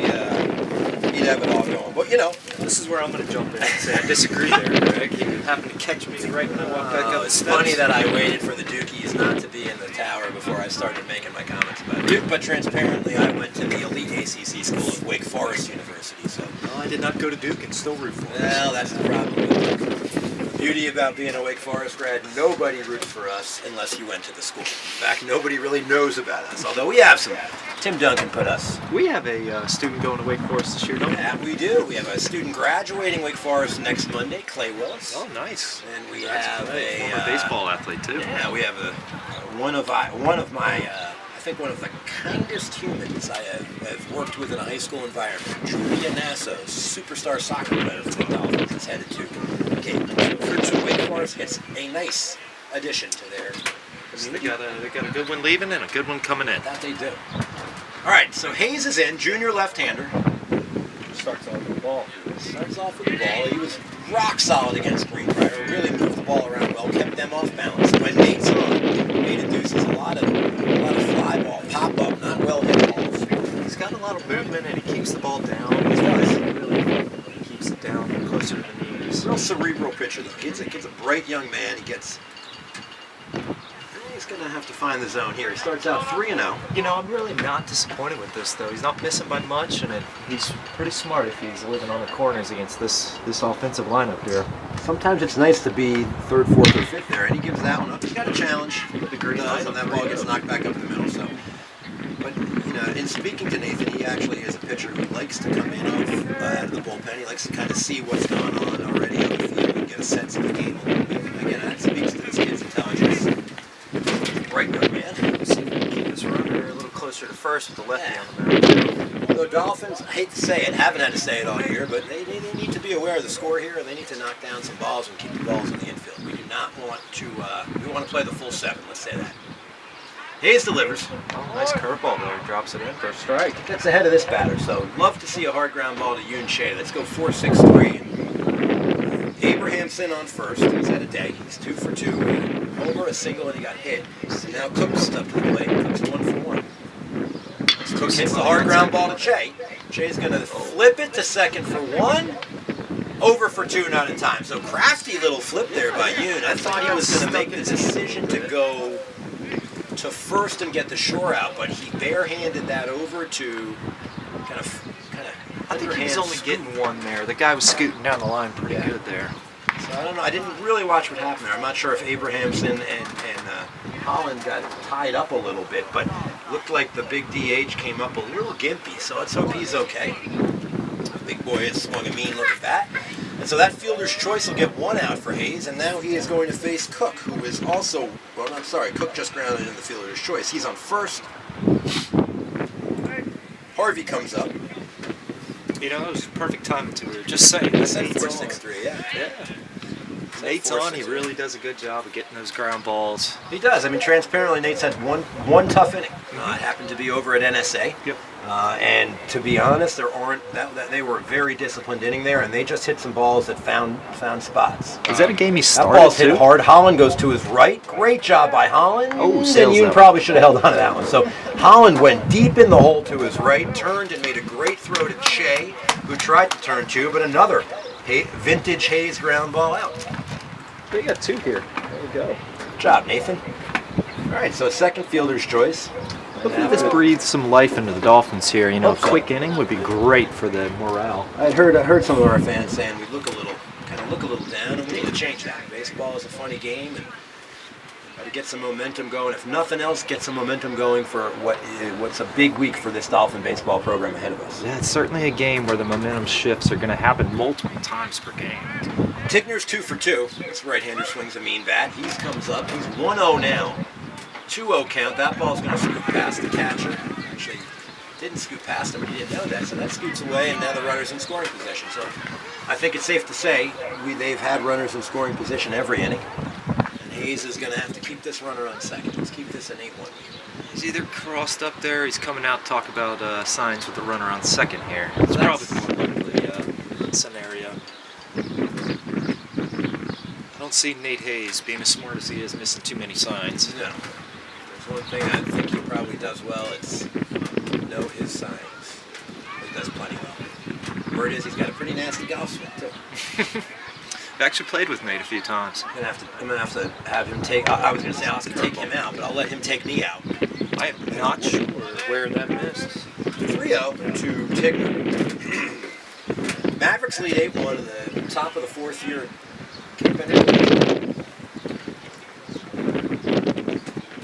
I guess takes a look at the runner on second there. Getting a better look at the big DH. Let's see if he can fit into our bathroom. Goodness gracious. Large man. I'm not going to call him a boy. He is a man. The large right-handed man. So that's a ball. I'm not normally a complainer, but I don't know where it missed. 2 down, 2 on. Mavericks lead 8-1. And Hayes is going to face a left-handed hitter. This is a pinch hitter. Tyler, I'm not sure I saw that left-handed hitter in the lineup. I'm sure Brian over there is going to update Game Changer in a second here. So this is, if it's rakes, then I've just not been paying much attention. That's totally possible. I'm having an off day as the Dolphins are today. I think it's the hat. I think I put a hat on because I thought it was going to be super sunny. And it's not sunny. It's a Georgia Bulldog hat. It's my high school colors that I just put on today. All right, 2 on. We're going to go with rakes to play it, although I don't think it is. Fake That ball's steal hit there. foul, so 0-2 count. Let's see if Hayes can get us in the dugout. I'm going to go ahead and let Brian Wickham know. I think he's having an off day with the Game Changer. Yeah, I really don't. You saw some movement there from the runner on second. I don't think we're going to see a steal here. I think he's just trying to keep the pressure on Nate. All right, so apologies. Maybe it's my Wi-Fi net or lack of Wi-Fi. So that ball's hit high.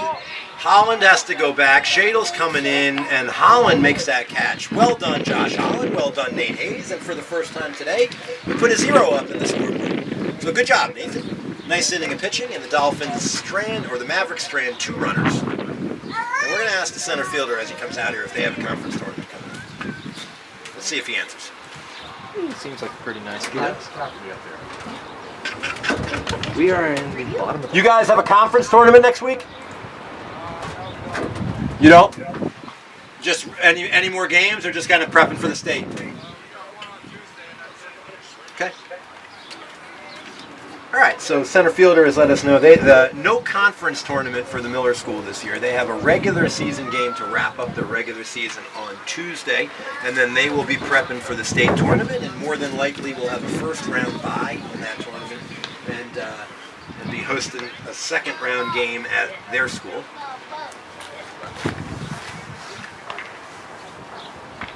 Greg, where are these guys from? Where are they from? Albemarle, Virginia. Miller School. The Miller School, I think it's Where is it? Charlottesville. Yeah, I could likely be mispronouncing every city in Virginia. I know how to pronounce one city in Virginia. It's Virginia Beach. Right-hander's going to stay on the mound for his 4th inning of work.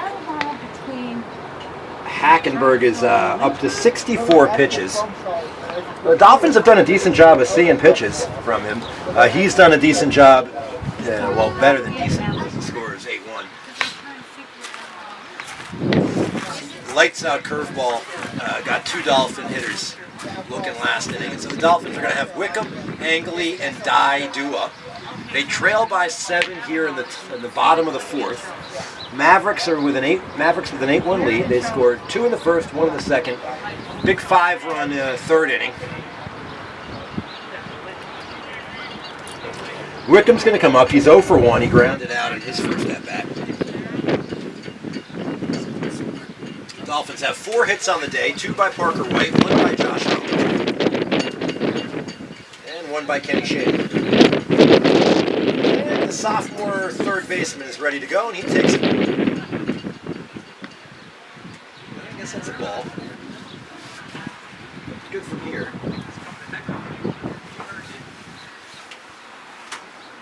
Giving you so much grief today. I wanted the original back. Is this one?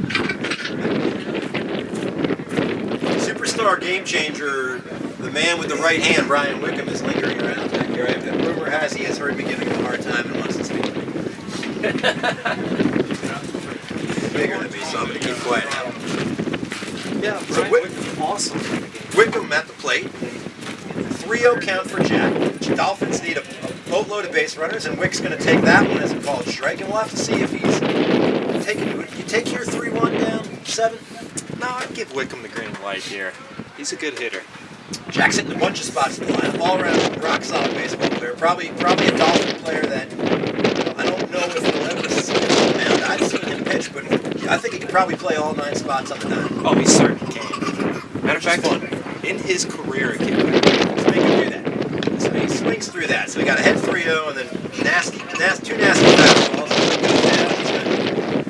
He's gonna toss a good luck to his advisory mate and friend, sophomore Cooper Angley. Angley grounded out to third his first at bat. You know, going back to Wickham there, I think the only positions he's not played is outfield. And we're gonna get him out there. He's gonna play all 9. Maybe he can play all 9 in one game. Angley takes high for the ball. Junior designated. He's ready. Hackenberg's ready. Ooh, takes one. Ouch. Looks like he's asking for it. I've nicknamed Cooper Craig Biggio. Cooper likes to get hit with baseball. Seems to not mind it. I don't know whether you want to get hit with a 91-mile-per-hour baseball. That one didn't hit him. 2-0 count. Let's see if he's got a green light here. Again, they need runners, but you got to get on something. Angley's going to take that. Outside corner, fastball, strike 1. 2 balls, 1 strike. Dolphins trail 8-1 in the bottom of the 4th with 1 down.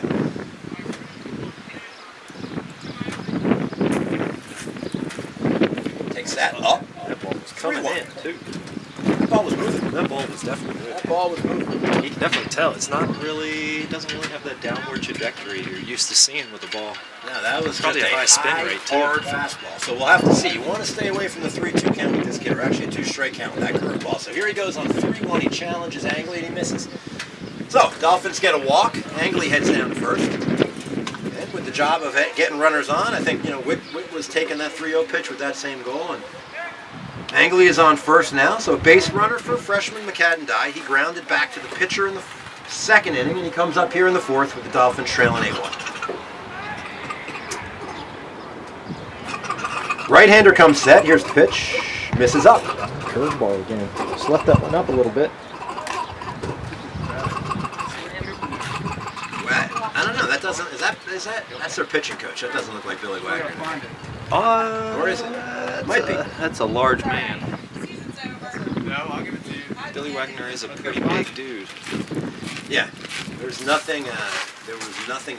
When you think about power closing pitchers, you and I were talking about it today. I'm 48, so I got you by a month or 2. But we both have watched a lot of baseball. And Wagner was one of the nastiest guys. He's not physically, the most imposing human being. But man, when he was on that mound and he'd look in, he was just, I would say, just nasty. And probably one of the original flamethrowers too. He threw upwards of 100 great miles years an for hour. the Houston Nationals. And the Mets too, I believe. Yeah, you're right. He did finish with the Mets. All right, so the big right-handed Hackenberg is now 1-0 to die with Angley on first. Angley steals that. The wheel.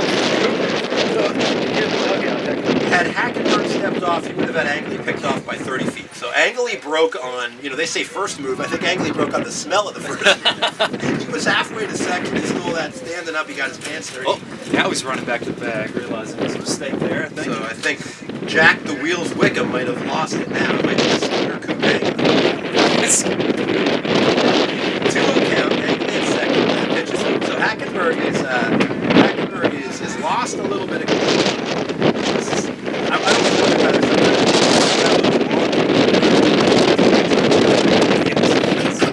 Usually you like to see a pitcher get up and throw a couple pitches. First time we're seeing some action with bullpen batters too. All right, so let's call it a little rally. A couple walks, and the Dolphins have 2 on with 1 out, and they're going to have Yoon Che and then the top of the lineup up. So if we're going to get back in it, this seems like as good a time as any. Yeah, we're seeing a little more life from the 26,000. 26,000 are getting lively. I see the Cape Henry. I see a lot of Cape Henry employees doing the wave over there. Left center, Jeannie Short. Her can't be contained. She's doing donuts in her golf cart.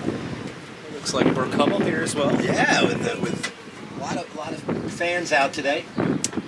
The Dolphins are able to get some fans out to games now a little bit masked up in here, but baseball's a great spot to come out because we can space out quite a bit. Did Infobear same thing about Dairy Queen today. Ed Faubert did say Dolphin home runs are blizzards for everyone. This would be a good time for one right Be a here. great time for one. Angley leading off a second, Dye off a first. Or actually, Dye is got a pinch runner. Andrew Hart's going to pinch run for Dye. And I think, I feel for Yoon Che. He has had some pitches since he's returned to the lineup. The kid has had more 50-50 pitches go against him. So, And he's an effective hitter, too. he's a great hitter. I spent a lot of time with him this summer. He swings through that. That's a rarity. So try to back pick the speedy Angley, but he dives back in. Scooter Cooper gets back. Hops on the scooter. Hey, he's asking. It looks like he's having a little fun asking the two guys why they're doing that up 8-1. It's because he walked himself to second, I would say. I'd imagine he's pretty familiar with Jacob Exum as well. Yoon fouls that one off. Shea trying to battle. He's in a 1-2 count. Dolphins trail 8-1. Bottom of 4, 1 out. We're going to get a rally going. I'm telling you. We have all year found ways to get back in games against quality pitching. Another solid inning against Hackenberg in terms of making him throw pitches. He's crossed, I think, the 80 pitch mark. You know, that's really what you need to do as a high school club to be effective. You just got to get into the bullpen. Angley leads off second, Hart off a first, and Che takes outside, and it's going to even the count at 2-2.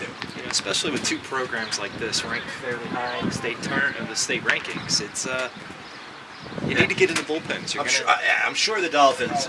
They are not.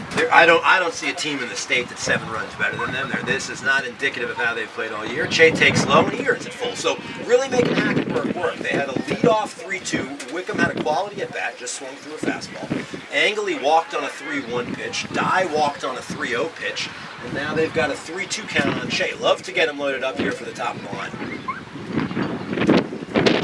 3-2. Che has to protect there. That's a good fastball, and I think he's a little upset, but I think if he watches the replay, he'll know that's one he swings at. So that's a strike.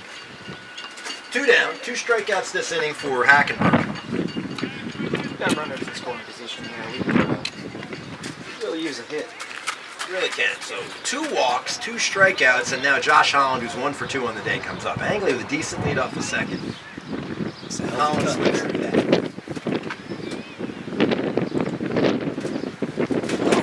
4 hits on the day, 2 by White, 1 by Shadle, 1 by Holland. Infield single for Holland in the first, and he scored the only Dolphins run of the day. Up here in the 4th with a chance to knock a run in. Hackenberg takes a long look at Angley, who gets a good secondary. Josh is in an 0-2 hole, so Seems to be picking away at that outside corner now.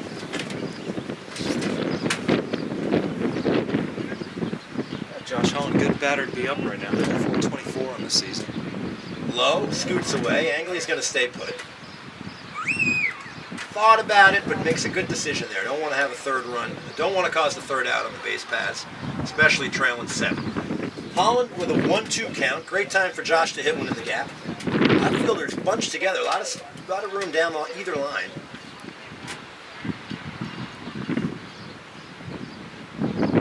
Takes outside. We're going to go 2 balls, 2 strikes, 2 outs, 2 on. Bottom of 4. Seems to be something Josh is doing a lot this year. As I mentioned, he's hitting 424 in the season, but he's at a 500 on base percentage. Spectacular. Good job. Yeah, that 5 for 5 game will do wonders for the Avs. Oh, yeah. A hard ground ball. Exum grabs it, boots it. Everybody's. Save. Oh! Oh! Oh! 3 O's from me are an indication that I'm not sure on that one. I would love to see the replay. All right, so Holland hit a ball. Exum initially was going to go to second with it. It hit off the shortstop's glove, stayed with it, picked it up, threw it to first. I just beat him out. Don't feel like I thought it was a boom-boom play and Ty would go to the runner there, but it didn't. Well, that's That actually not a rule in baseball. Oh no, that's just an unwritten rule. That's just a, a myth kind of brought through the years. So it looked like it, to me, and I'm going to tell you, I am 100% biased. Oh yeah, we both are. The biased booth saw Holland beat that out. We wanted to see Parker White come up with the bases loaded, but that wipes out the 2 runners. So the Dolphins leave 2. No hits, 2 walks. I would say, Greg, even if the Mavericks got that call there, I would have questioned it, but been okay with it in that sense. Yeah. After 4-8-1. So a big inning here. Nate Hayes out for his second. He had the Dolphins' only shutout inning of the game so far, and he's going to get us another one to get us back. So the Dolphins got a couple base runners, got Angley into scoring position. He stole second and then eventually walked, but he got Chase striking out, and he got Josh Holland on a ground ball to Exum. 6-3 put out ends the inning. Hayes in for his second inning of work. 8-1, top of 5.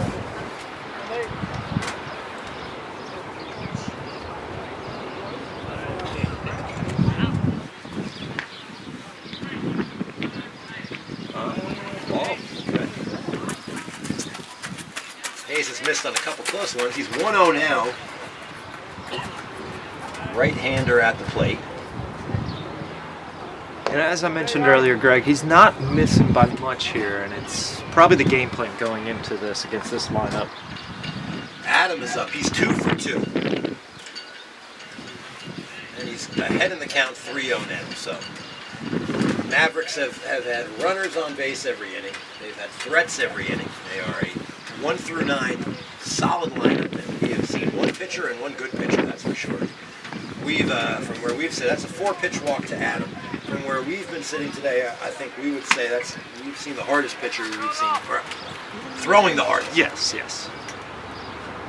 I've seen some pretty good pitchers this year, especially. Yeah, I think there's some 3 kids from St. Chris, if they happen to be watching, they're saying, "What were you watching?" All 3 of them were like, "So I was at Mount St. Mary's, Hampton, Sydney, and VCU combo." That's very true. That was. We've been pretty fortunate here with 3 pretty impressive Saturday games. Yeah, we've hosted the top 3 teams in the state in our yard. So kudos, thank you, Miss Short. If you can have that happen every year, then we can never go to those away games. That's fine. Yeah, I think Nate just dropped in a strike there. It hasn't shown up on the scoreboard yet. Brooks is up. He's got a couple sacrifices. Actually, he's walked in a sacrifice. And so, again, We're looking. it would appear that Coach Wagner is, be aggressive, stay aggressive, and I don't mean that in a bad way. No, not certainly, at all. this is not the equivalent of being down 40, getting pressed. Far from it. Well, I think it's a little bit of respect to the Cape Henry Yep. lineup too, saying this team can come back in. They've done it all year.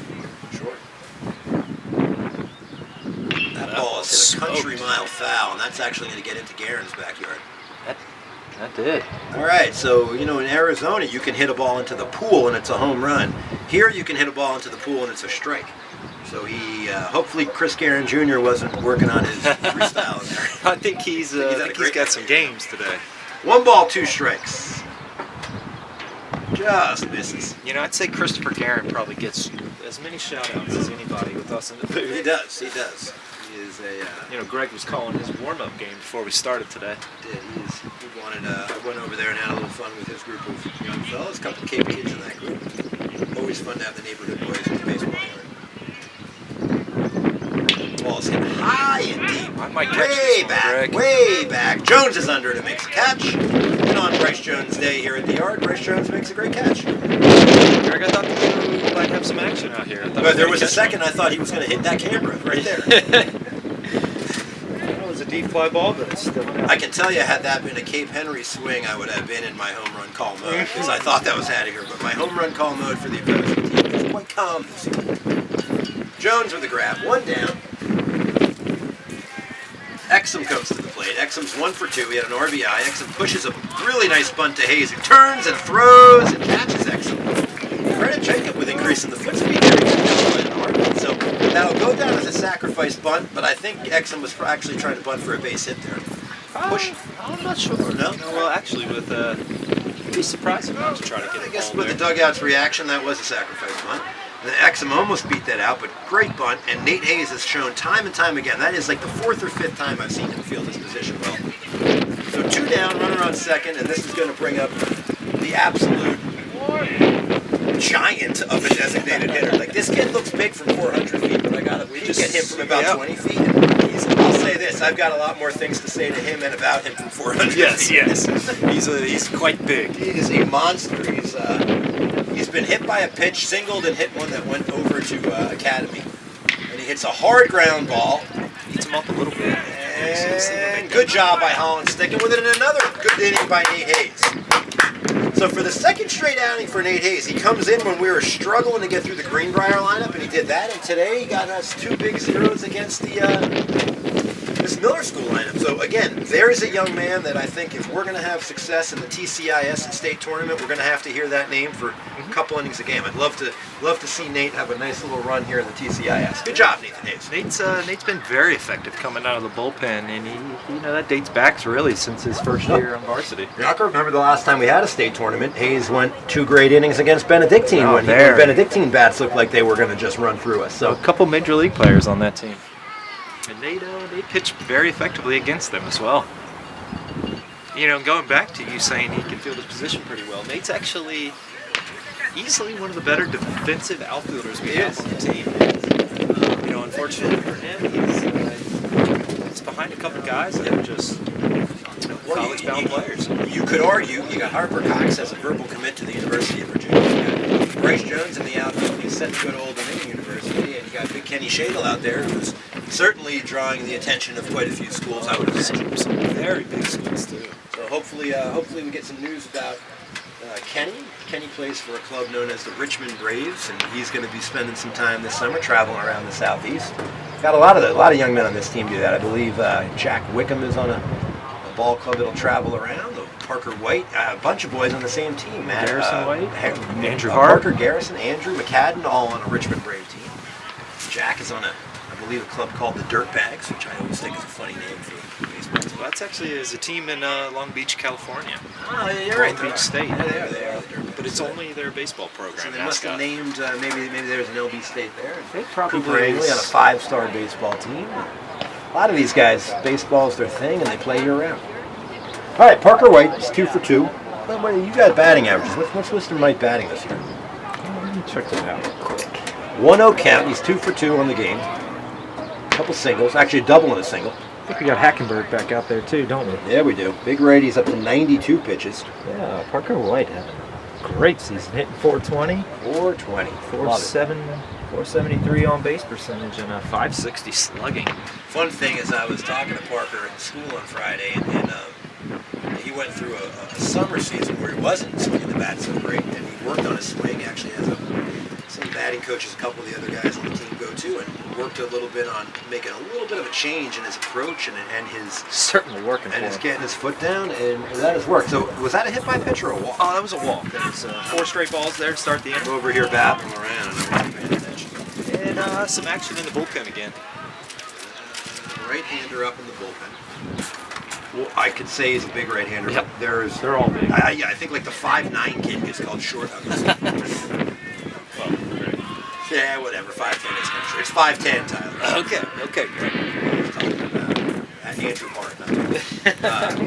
All right. So Bryce Jones on Bryce Jones Day at the ballpark comes on up. Bryce is 0 for 2 on the day, but he's getting a base hit here. Takes a strike. Hackenberg has been ridiculously hard on Jones. That is Disgusting 3-2 curveball in the last at a bat. lot of curveballs here. 2 to start this inning. 1 ball, 1 strike on the junior center fielder, or senior center fielder. Wishful thinking. Love to have another year with Bryce at school. Love to have Forget as many baseball, years just with Bryce. just a member of the community. Gonna miss seeing him in the hallways. Yeah, it's going to be different without him walking He has around. taken to screaming my name when he sees me this spring. And so, I will miss knowing where he is. Jones takes. Ooh. I don't know if we're just a little bit different of an angle here, but Oof, that looked like it was a little in, and that's a tough spot to be in. So 2 balls, 2 strikes. White at first, he was walked. He's 2 for 2 with a walk. Jones at the plate. Jones swings through that. And Bryce a little frustrated. We're going to have to give Bryce a little love when he runs out here, but that's what I love. Stopped for a second and then remembered what his role in this team and how we look at him, and he quickly ran back to the dugout, and he'll make sure his boys are ready to go. Looks like we're going to switch pitchers here too, just trying to get through Bryce. All right, so Hackenberg's going to finish the day. So that'll on his 99th pitch, he is going to exit the game, having thrown 99. Yeah, That was a great game. that was fun. It was fun to watch the pitch. So he goes 4 1/3 innings. He's going to have given up 4 hits, 1 earned run. He walked 4. He struck out 7. A little envious of this Maverick outfield and their facial hair. I wish I could do something like that. Yeah, you say that, and I can, and then you have to shave it off all the time. So There were years I said, why can't I grow a beard? And then somehow I started to be able to, and now I would just much rather be, oh no, I can't. Save money on shaving cream and razors. You can tell this is usually what happens in some one-sided games. The announcing has turned relatively bizarre. Yeah, maybe we can get some advertising here. If we start shouting out some shaving cream companies. God, I don't see any seniors. If any of you have YouTube on over there, come on over. We'll interview you. Aiden Rosenblum, if you'd like to come over and be interviewed. We saw Jerry L. and William Dickey coming up too. I think I saw a couple maybe Lady Dolphin athletes arrive. Maybe Olivia Zetterball, future Ohio State. Olivia, future Ohio State athlete. So who would be with her? Maybe that. I think they might have been Ms. Caroline Fluharty sighting. I could see Headed that. to the University of Tennessee, Rocky Top. A Vol. Lady Vol. Lady Vol. Some of our last seniors picking some colleges. Mason Beers off to Colgate. Colgate. Interesting. Bright young man. I don't think we've had many go to Colgate. I don't know. In my seven, I don't know if there's any. I'm trying to. Who else? Julia Nasso deciding with Wake Forest. We mentioned that earlier. Who else did I hear? Leah Bohannon deciding on Virginia Tech University. She had a choice between Tech and Georgia. Kean Moretz a couple weeks back. How about Harvard? Not a bad school. Harvard, a little-known college up there in Cambridge, Massachusetts. I hear it's a decent college. Yeah, they're trying to work on their academic reputation. And so Kean, a bright young man, maybe he can go help. I'm pretty sure Kean's already got a couple businesses he's running. Yeah, I've told Kean when he's ready to hire me, let me know. I'm in. Yep. All right. You'll be back in a second. This is the change we needed. We get Hackenberg out of there, and number 11 is in to pitch. I don't have a name for you, but we'll call him number 11. He's got one out. He inherits one on with one out. Hackenberg's last batter was a strikeout of Jones. And now Shadle is going to come up with White on first, one out, and the Dolphins trailing by 7 in the bottom of the 5th inning.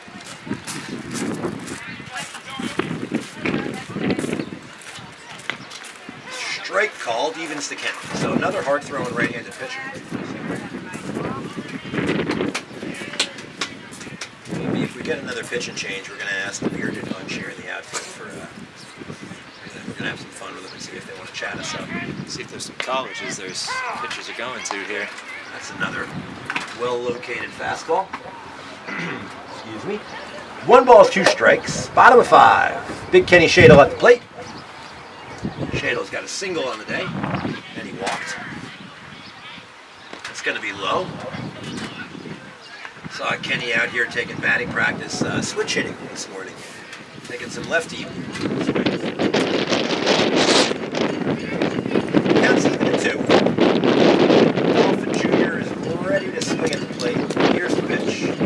Shadle hits a hard ground ball, fair down the line. That's going to get all the way to the fence and through, and that's a double.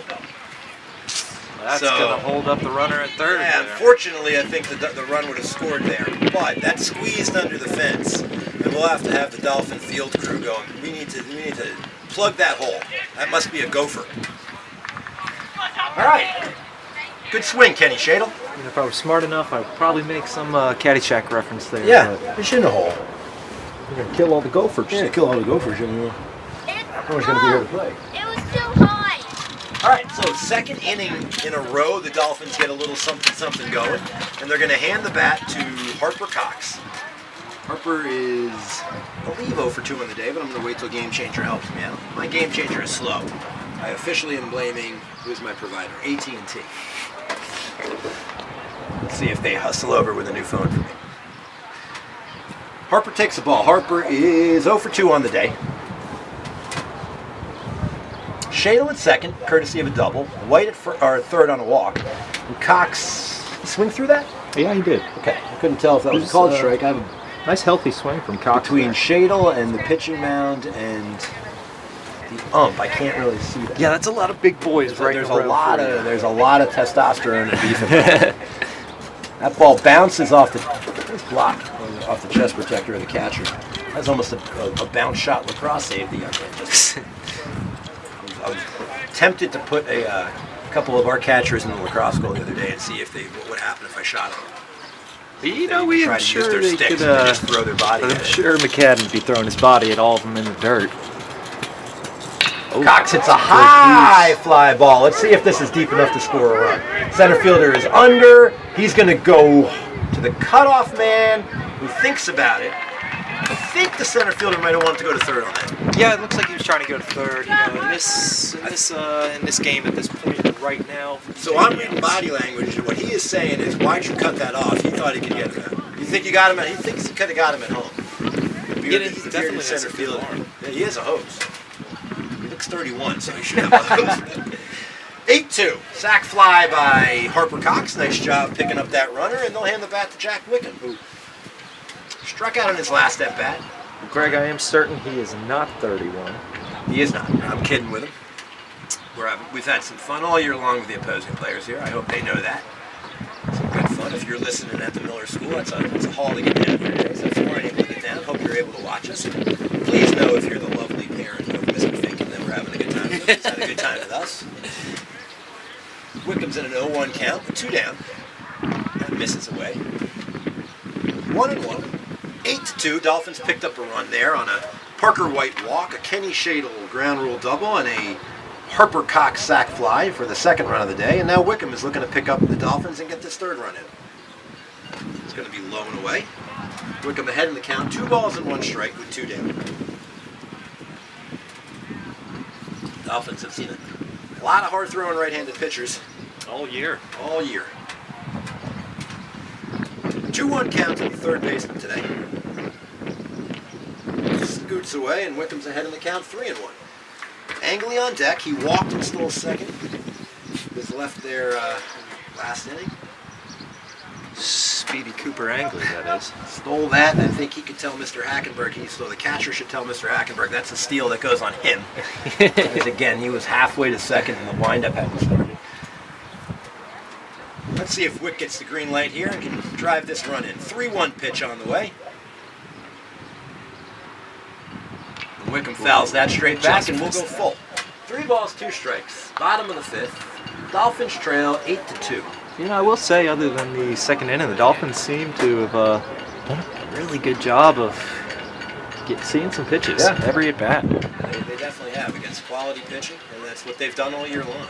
We've got a couple L's, don't get me wrong, but there hasn't been many games where I feel like they haven't put themselves in a position to win. Wickham's going to take away, and we're going to get 2 on. So chance for Angley to pick up our guy. Yeah, you know, it's a young team, like we've been saying all year long. It's going to be another grow. All right, so Wickham takes the walk. He'll head down to first. First time he's been on base today. The sophomore designated hitter comes to the plate for the second straight inning, with runners at first and third. Angley 0 for 1 with a walk. Swings through that fastball. That was a great swing. Definitely being aggressive up there, trying to make something happen. Steps back in. 0-1 count on the sophomore. You know, anything down the lines here is got a good chance to score that even that run at first. Oof. Looks like that ball is up a little bit. Looks like All right, so that was a high fastball, which I actually thought it was a strike. But they called it a ball, and then the catcher backpicked it off the first. So that's going to be frustrating for everybody involved. So Wickham doesn't feel like that's a good call. That's a young man I know well, and his body language is indicative of something who feels like that. It's not a good call. the first base coach for the Dolphins didn't seem to.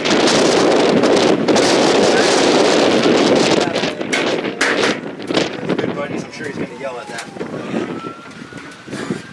So the Dolphins pick up 1 on a walk and a double and a sac fly, and it's 8-2 to go to the top of the 6th.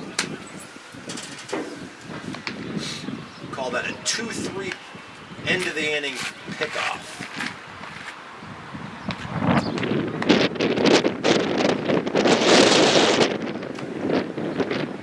And looks like Nathan Hayes is going to come out for his third inning. So again, if we've got in an 8-2 ball game, if we've got any members of the class of 2021 listening out there behind home plate that want to come and have a little input, I'll ask you some fun questions.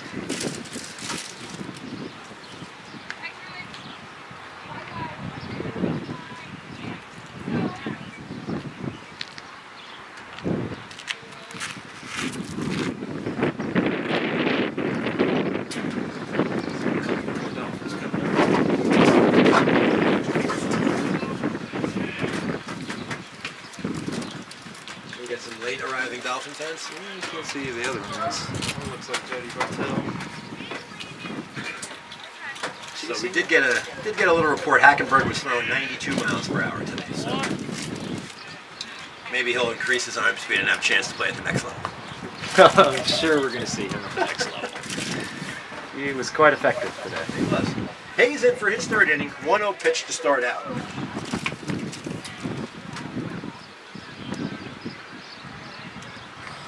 Sorry, I shut my game changer off. I was pouting over that last back pick call. And I think we got Brooks up. No, we don't. Abrahamson's up. That's right. We got out of that inning. Now the massive designated hitter comes to the plate. Yeah, I thought he made the last out of last inning, but that was just another massive human being they have. They just got a lot of big boys over there. They must spend a lot of time in the weight room. If they win the state championship this year, I'm sending them all razors. They're going to be sponsored by Gillette. Gillette. Hey, All right, come so- sponsor us too. Designated hitter hits that one Really high in the air. really high in the air. And foul. Fun fact tonight at 8 p.m. there is a rocket launch. And the rocket launch is going to potentially be able, and we should have Ashley Cake. She can tell us what's going on more. But I know they're releasing a vapor that form a violet color in the sky. So a little bit around, from 8 to 8:10, we should all be looking at the northeast sky. I personally will be going out to the beach to watch that. Highlight of my day based on this 8-2 score. Angley's 3-run homer in that last inning was going to be the highlight. Good Here we go, pitch. Nathan Hayes. Hey. Sit down, Big Abrahamson. So again, the kryptonite to this Maverick lineup so far today has been the junior pitching. Junior left-hander Nate Hayes here. Let's see if we recognize. I believe you are correct. Some more Dolphin fans coming to the yard. Looks like Miss Brooke Hummel over here is doing some art on the sidewalk. Oh, that ball is hit hard. Shadle settles under that. Reaches find a fence. He was not there. Kenny is reaching for the fence, but his arm is not 15 feet long, so it didn't hit the fence. So, having a little fun in the booth down 8-2. Good catch, Kenny Shadle. He just said he was paranoid of the fence. Yeah. Kenny, one of the more gruesome things that True. that has been witnessed. Kenny broke his arm earlier that this same year, running into a wall. So if anybody should reach out to have a fence feel, so I think that just that little fence feel is indicative of the fact that we need a warning track. You know what? I'm sure Kenny has said that to Mr. Edford there. So I think Kenny Shadle should be the guy who gets that warning track for us. Nate Hayes got an 0-2 count. Junior left-hander has been nothing short of sensational today.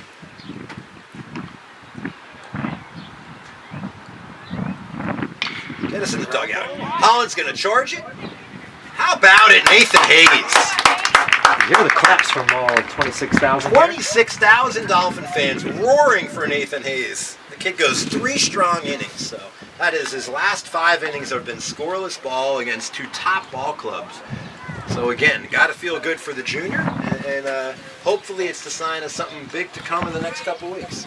It's a good time for him to start turning this on. And It is. It is. He could be a real game changer for the Dolphins coming out of the bullpen. The Dolphins presumably next week in the TCIS tournament will have, Bevy is starting pitching. Justin Philbrick, a very effective junior right-handed pitcher for the Dolphins, he'll be ready to go. Yeah, Parker White, a freshman left-hander. So I would imagine the Tuesday-Wednesday setup for the Dolphins will include White and Philbrick trying in that order, and then we'll probably see Brendan Hawley as well. yeah, Holly's arm has been a little hurt, right. so that's why he hasn't pitched yet. So, but I wonder if we'll see a combination of Philbrick and White in the Tuesday, assuming they win Tuesday-Wednesday matchup, and then always a great problem to have if you can get to the final. It'll be by committee most likely, and we've seen some of that today. Angley is going to lead off the bottom of the 6th. The Dolphins chasing 6. So we've said this a few times. This is the builder frame in bowling. You want to have a good 9th frame before you go turkey on your 10th frame. And so let's see if the Dolphins can't chip away, and maybe even 2, get us within slam range. And we'll see. I think we got the same right-handed. It was 11 that was on the mound last time. My eyes are bad. I can't tell you. Actually, it looks like a slightly different windup, so in delivery, but that could just be that I wasn't paying that much attention because of all the people. Well, did we have a runner on last inning? We had 2 on. We might have seen him coming in the stretch.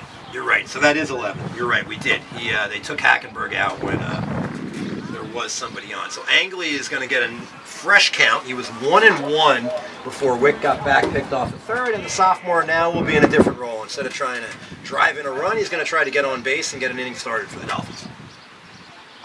No, Just a bit outside. We'll probably still see a nice healthy swing on that first cut of the at-bat here. Yeah, he has not been cheated. He's taken some big swings today.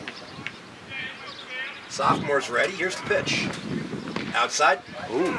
Okay. I thought it was Outside outside. corner. 1-1. I'm starting to think that we're just at a little different angle here. You're right. I'm not directly behind second base, so you are right. As announcers, benefit of the doubt goes to the blue, and I'll wait for him to make a call before I make another bad one. 2-1. Honestly, I was with you there, though. I thought that one was just outside. 2-1 to Angley. Let's see where that one is. That's outside. 3-1 to Angley. It was roughly the same spot there. Hey, didn't say it. You did. It's your turn to get yelled at. We have a fine jar. We each have $2. All right, so 3-1 count. Angley looking to get on for the Dolphins. And outside. He walks. Oh, look, we have to be careful now saying this. All right, so not sure the speedster will get the green light again, but Angley walked twice, so on-base percentage has got to be pretty nice there. He's had a nice season of getting on base, knocking some runs in. Good sophomore year for the first baseman. We're looking at just about 400 for Cooper on base percentage. Nice on-base percentage. All right. That'll All right, do, McCad and Dye comes up. Dye walked his last at-bat. Yep. Okay, great. That's ball. That's outside? Okay, so, I'm going to just say it. Angley got 5 balls at bat. Okay. I'll throw my $1 in the fine jar, and now McCad and Dye with a 1-0 count, and Angley at first. And that's right down Virginia Beach Boulevard. Pick a different road. What's another iconic road here in Virginia Beach? Alaskan? How about Old Virginia Beach? Old Virginia? Short drive, maybe. Short drive. Grooves one down Route 264 now. We got to go with this street. Pacific Avenue. Yeah, short drive, Atlantic Avenue. That's where we're going to go. 1-1 count. Dye swings through that. Call it a fastball. Yeah. We had a Cape Dad Joe Hart over here telling me I was calling the wrong pitches. I just said, I call it through. 1-2 on Dye. Nobody out. Angley at first. Dye takes low. Oh, back pick again. Angley dove back in there. I'm sure he did not want to be the second Dolphin batter in a row back. I'll tell you now, those wheels from Cooper must be, Mavericks must be worried about it a little bit. I'll also tell you that Cook's got a full-blown hose behind the plate. Yes, he does. That got their inning hurt.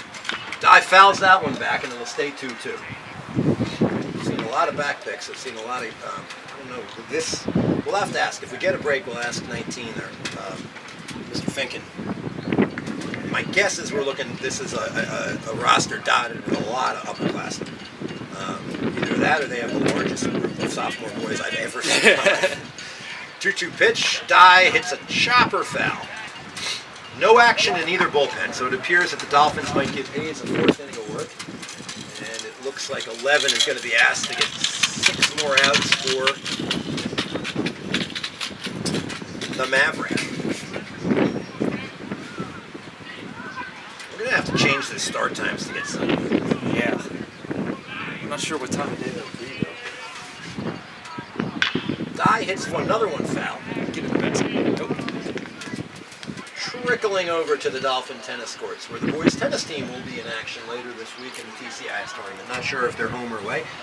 Cape TV's yet to figure out how to really master the streaming of 5 courts at once. So you haven't seen much tennis, and I apologize to tennis fans and parents. But Dye takes inside, and that scoots away. I think that hit him. I think it hit him on the leg there. All right, call it a rally.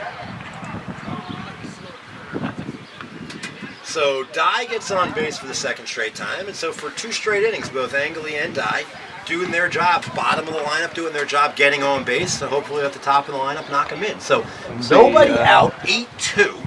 And again, Tyler, exactly why you referenced before a coach like Billy Wagner is going to keep things active. You're a swing away from an 8-5 game, right? So not that Yoon's role right here is a 3-run homer, but it's a funny game, and once they pulled Hackenberg, and maybe even the confidence level of Dolphin hitters for whatever reason can go up, and I've seen that with baseball, and now we are going to see a sidearm and right-handed guy get up in the bullpen for the Mavericks.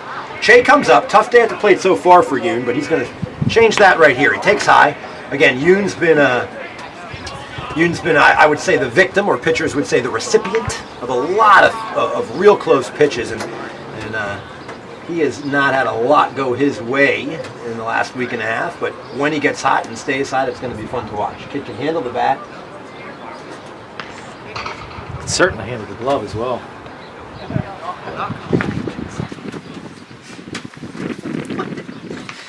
Oh, you see some odd things at the ballpark. All right, here we go. 1 ball, no strikes. Nobody down, 2 on. Dolphins looking for a big rally against the Mavericks. Shea takes up and away. Dolphins are ahead in the count again. 2 balls and no strikes, nobody out. Love to get Yoon on and let the top of the lineup do some damage. Shea takes pitcher strike right there. That fastball tailed inside. I thought it might scoot in there for a ball, but it's going to catch the inside and make it a 2-1 count. Shea squares the bunt and pulls it back. And in between innings, you'll have to talk to me about at what point has a batter actually offered at a bunt. I always have wondered about that. Well, it's actually, I'll tell you, that's pretty simple. It's just When he pulls it back. squared around. If he's still squared around, he's going. But if the ball crosses the plate, the umpire still establishes that it's really So if you're going to pull back, you really got to be smart about doing it early enough where you wouldn't be caught there. Okay. Yeah. When the ball crosses the front of the plate, it's just happening at that point. So 3-2, and now the third baseman will take 2 steps back. 3-2 count. Then Shea takes high, loads the bases. All right, great at bat, Yoon. Dolphins needed that. So angle he walks. McCadden gets hit by a pitch. Shea walks, and suddenly they've got a little rally, and it looks like they're going to go to right-hander and former Cape Henry Collegiate Dolpher Jacob Exum. So we had told them that we love him to death, but we're not rooting for him today. So Exum's going to come in, and he inherits a very difficult situation. The 7, 8, 9 hitters for the Dolphins get on, and now Josh Holland's going to come up with the bases loaded. Nobody out.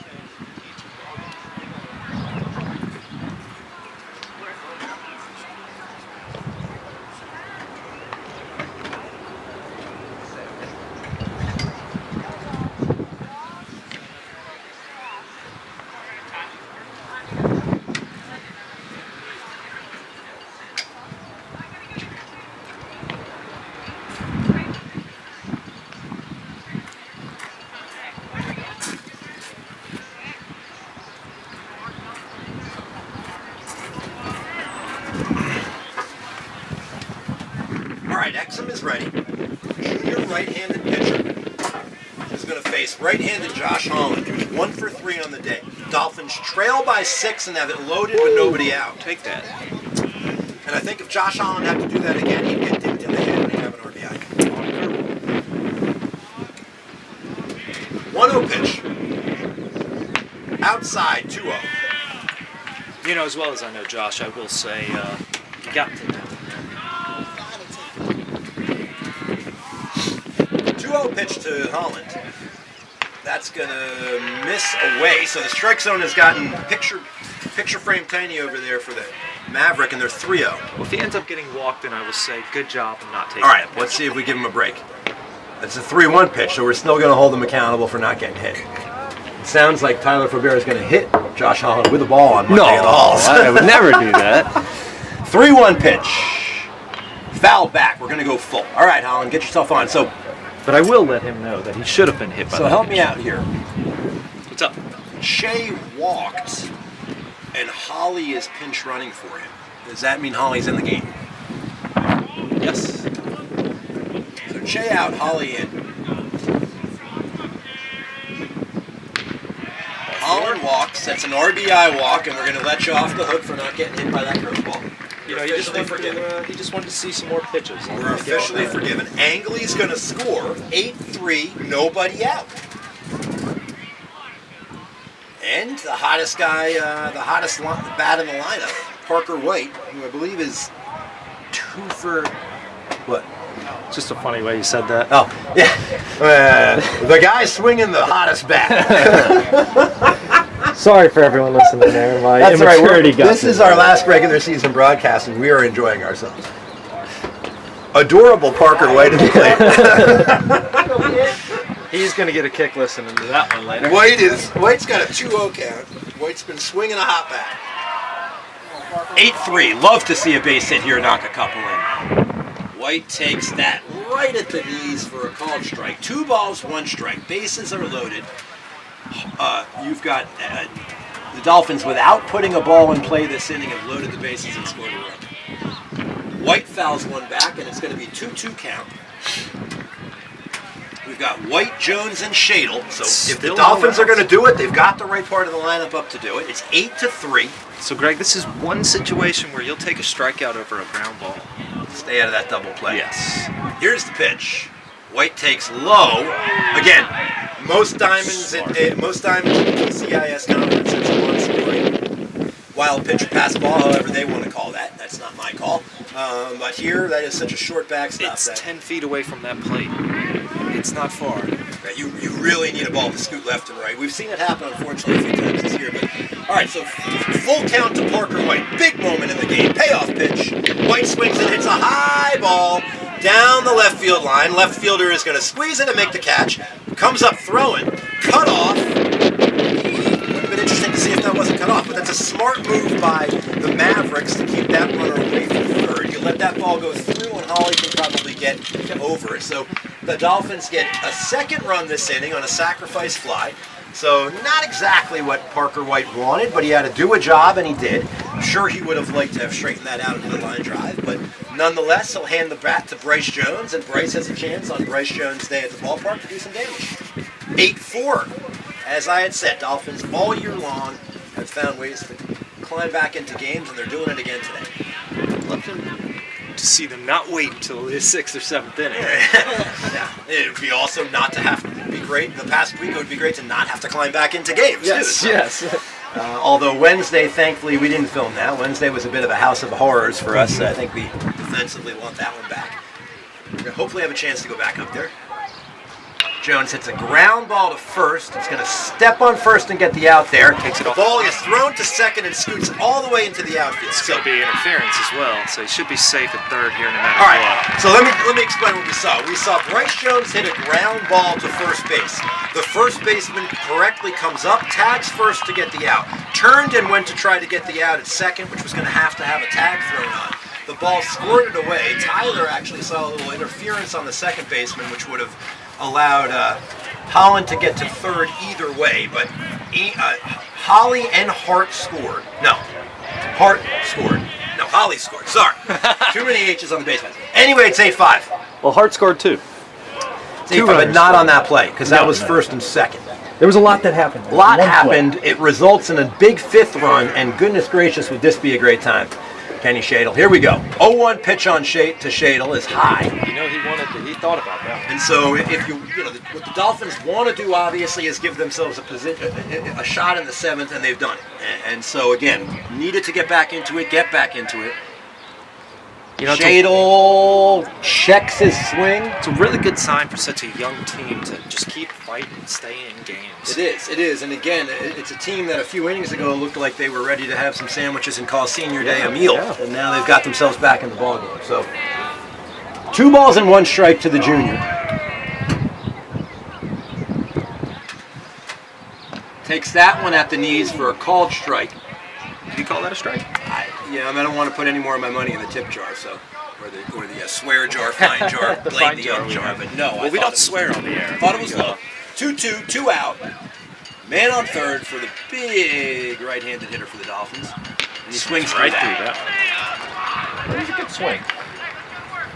A little chirping from the dugouts. I think heard a little see ya and sit down there. So I think the Dolphins got a little into that inning, a little bit with the wildness. The Dolphins put 3 across. And yeah, let's see. Yeah, junior left-hander is going to come out and try to get the Dolphins back into the dugout with a chance to win. So Hey, why not? He's thrown 3 great innings.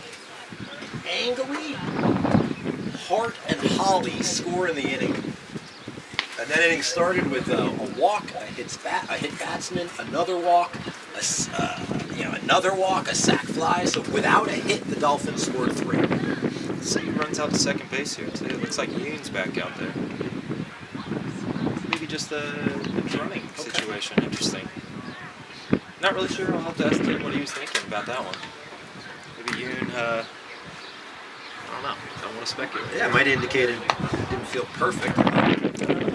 Hopefully he's Wouldn't okay. expect to see him back out there, or just might have been a chance to get Brendan onto the diamond and run. Brendan's a pretty smart base runner. He's not afraid to be aggressive. He had one of my favorite moments of the year base running at Norfolk Christian, where there was a stop sign up that he ran directly through, scored. And when I talked to him about it the next day, he said, I didn't see the stop sign. And with a big smile on his face. That sounds like a state championship caliber wrestler. Oh, certainly. Excited for him to have a senior year of wrestling next year. Hopefully we're back in business. I think we should be. Actually, a couple years back, I think he was our only national prep wrestler. I think he's a multi-TCIS tournament. All right, here we go. Hard hit ball, funky bounce, and that's going to scoot to the gap. Let's see if he tries to get the 2. He is. This kid has got wheels. Woo! Unlucky. That was just a weird bounce there. That was just unlucky. So that's Tigner. He's 3 for 3 on the day now. He hit a ball that Holland looked ready to field. Hit it hard. It took a crazy bounce over Holland's head.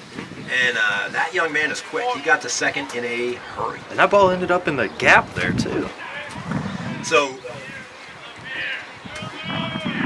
looking to get looking for a closed down inning, and they're going to play small ball here. This is going to test Hayes' ability to field that now. I shouldn't have thrown that one. Hey, not a bad. Nice grab by Parker. So that's a gorgeous bunt put down the third baseline for Riggs. Hayes got to it, turned, and threw it. When he left his glove, I thought that might end up in the playground. Same. But Parker White used every bit of his, let's call it 6-foot frame, and kept that in front of him. And Miller School's got something brewing here in the top of the 7th. Hayes kept him quiet in the 4th, quiet in the 5th, quiet in the 6th, and perhaps the Dolphin bats woke up the Mavericks a little bit. So. Well, I wouldn't say that's really on Nate there. It's just great bunt. Just an unlucky for the Dolphins, and great followed up by a great bunt. That ball's hit hard and foul, and that's going to end up on the basketball courts. We'll call it the tennis courts.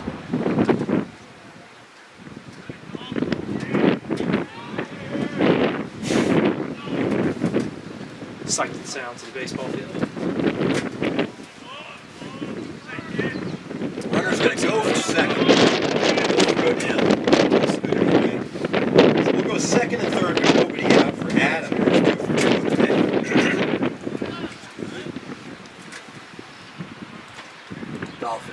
I see some Dolphin baseball moms setting up a little senior day feast here on Bryce Jones Day at the yard. That puts a smile on my face every time I say it, Craig. Bryce Jones. I know Bryce Jones on Bryce Jones Day, and that's a dub for his boys, but I'm sure that's the only thing he really wants right now. He's battling. 3-1. Hayes is looking in control. He's a little bit of a pickle here. 2 on, nobody out. Trailing 8-5 in the top of the 7th. It'd be nice to get Bryce up one more time. Certainly would. We're going to have to do some damage to get him back up. What was our last at bat? That is Shadle, so we'll be fouled off his foot. And we're going to get something up and going. Looks like Andrew Hart, left-hander, is going to get going.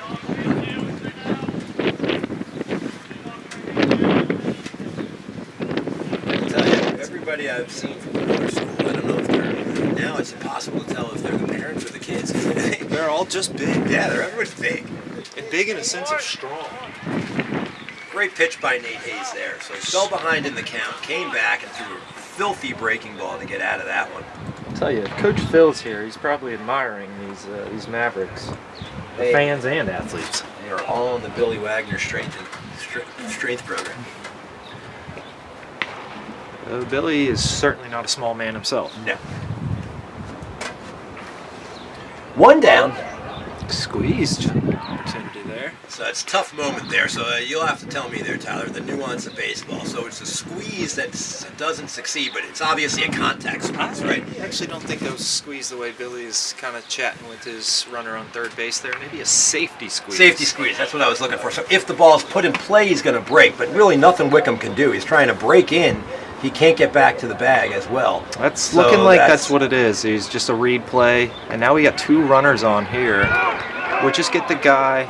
No, not a bad. Just limit the mistakes. We maybe would have liked to see him throw the ball to third base there, but limit the mistakes. All right, so that was it's a safety squeeze. Clearly, the young man at second base thought it was on contact. He was going to break.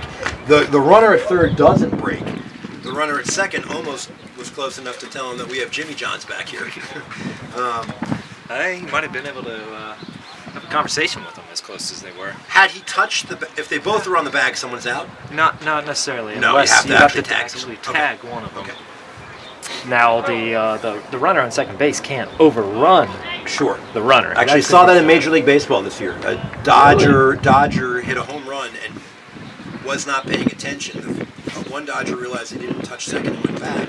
He got passed, and so it was an out. It was an out, yeah. No longer a home run for that guy. No. Cody Bellinger was probably not very happy about it. Oh, was it He Cody? was probably also goofing around while he was running around first base because he seems like quite the goofball. 1 ball, no strikes. Well, if you're listening, Cody, we apologize for that comment. Yeah, no, it's fine. I'm a San Francisco Giant fan. I don't apologize, Cody Bellinger. Well, you have a ring, and that's you can take it from me anytime. However, if you do want to come on over, I'm happy to take you out and make up for it. Yeah, come on down, Cody. You and Chris Taylor and Tyler Faber and I can all go out. Just join Chris next time he's in town. Yeah. Come on over and we'll do some hitting over here. What do you think the chances Cody's listening to us? 1 in 148 million. So I got a better chance of winning the lottery. You do. All right. Hayes misses outside. He's going to go 3-0 on a pinch hitter, number 12. First time I've seen this young man at the plate today. Doing a first base help. So not much hurt here if he walks in. Hayes comes back and catches the outside corner there, 3-1. Dolphins love to get back in the dugout trailing by 3. Miller had 2 on and nobody out, and now 2 on and 2 out. And Hayes is going to get that outside corner. Seems Greg really has found the strike zone himself back here now. After a couple rough innings for us back here. I was a little cocky there. Dolphin bullpen, or Dolphin dugout standing up here. Big moment for the Dolphins, and a big moment for junior Nathan Hayes. Here's the 3-2 pitch. Just misses. That looked pretty close. Nate started walking off the bump there.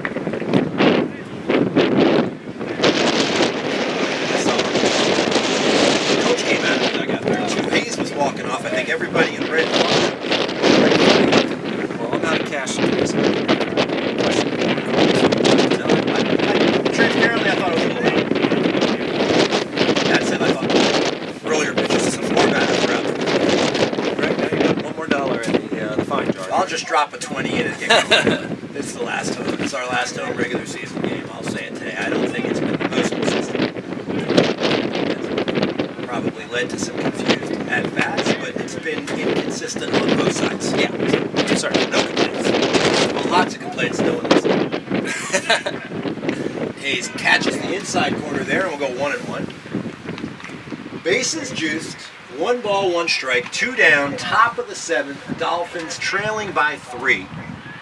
Finken, center fielder, is 0 for 4 and at the plate. He rips one, and that's going to score at least 1. Shadle's going to come up throwing. Might as well shoot 4. McCadden's going to overshoots Wickham, but that's a big run. It's a big run. That's a big swing. Center fielder was having a tough day, and that probably makes the day a little bit better. So that's a big RBI, and it's a 9-5 lead, and that makes that what we thought was a 3rd strike on the outside corner even more of a tough ball for me. First run,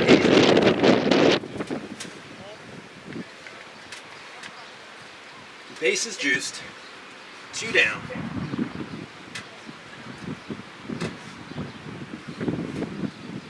Whoa, I think that one just got away from him a little bit. So a curveball attempt. Apologize. According to Game Changer, this is the massive designated hitter Abramson. He's 2 for 3. And again, it was pretty funny watching him try to walk through a door earlier. Foul ball. Well, he got through the door pretty easily, but Fit from our it was the perspective. size of it. Yes. Easy. I mean, easy 6'2", 6'3". I would venture to guess 225 maybe. Yeah. And I mean, let's make sure there's no. I think I might have rolled around it that way, close to it, like that. I don't think there's any foul. Nothing, but this kid is big and strong, and he takes inside, and that ball scoots away, but it stays in front. So Hayes is going to have to work hard to get this last out of the 7th. Dolphins trail 9-5, top of 7, bases loaded. Designated hitter Abrahamson, who hit one out in the first, steps to the plate with a 2-1 count. Swing and a miss. Like that call, Craig. That's a hell. I could feel that swing back here. Yeah, I did feel a little extra wind. Little extra wind. So 2 balls, 2 strikes, 2 outs, bases loaded, top of 7. Nathan Hayes with the ball. He takes a quick glance back at second, comes set, and here's the pitch. He hit him. That was interesting. He looked back over at our dugout. I don't wonder if we're having a little too much fun chirping, but he got hit in the thigh and definitely looked over. I would tell the Dolphin bat, but the young boys are better than pepper someone. They might want to pick a different guy. Not one that could eat all of them. No. All right. Unfortunately, that's going to push a run across. 10-5. Cook comes up. Cook's 1 for 3 on the day. Hard ground ball foul. That hit the wall, or So I still would have loved to have seen us maybe, and I know what you were saying. You don't want to give up a run there, but we had that little base on his head. Again, freshman first baseman, any young first baseman, I think the right decision is to throw myself out of this and make a mistake. But trailing 3, I think at 9-7, we might have wanted to be aggressive there, see if we can't get that out and get out of it. yeah, it's a tough call there. You know, usually you Hayes misses inside. usually you ask your athletes to be a little more conservative around third base. But who knows? Who knows what would have happened? You've got while he's a hell of an athlete at third, Jack is new to third this year. Yep. Well, he's have his experience there, That but ball is hit. Hayes is not going to be able to get that. Shea is, and we're going to get out of it. So good job, Nathan Hayes, all around. 4 innings pitched. He gives up 2. Kept the Dolphins in the ball game, and the Dolphins are going to need a 6th spot to win this one. They trail by 5, 10-5. 4 pretty good innings for me there. Yeah, really nice job. Pretty impressed. That was a good outing. 2 runs across 4 innings. Exum's going to come back out and look for the close here at his old school. Let's see here, Greg. He came in last inning, right? He did, yeah. He came in and got out of it. They got out of a tough jam. Exum, the 3rd pitcher, he pitched that full inning. I'm actually not sure he is eligible for a save. I believe it's 3 or 4 run differential. Or 3 innings, right? Or so that's major league. Yeah, true. Who knows what it is in high school? So he's going to face Harper Cox, Jack Wickham, and Cooper Angley.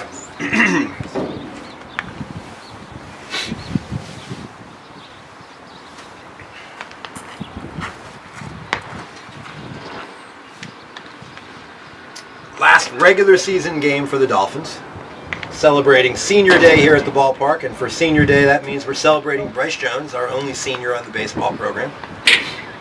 Bryce has been a 4 or 5 year member of the varsity baseball team, and he's headed to Old Dominion University, where thankfully a lot of us here that work here at Cape Henry are thrilled to be able to follow Bryce's career over at ODU, and hopefully we'll be able to get him to come back and work with the Dolphin program when he has opportunities to as well. Bryce has an older brother. Hopefully he's watching this today at Hampton, Sydney, playing baseball.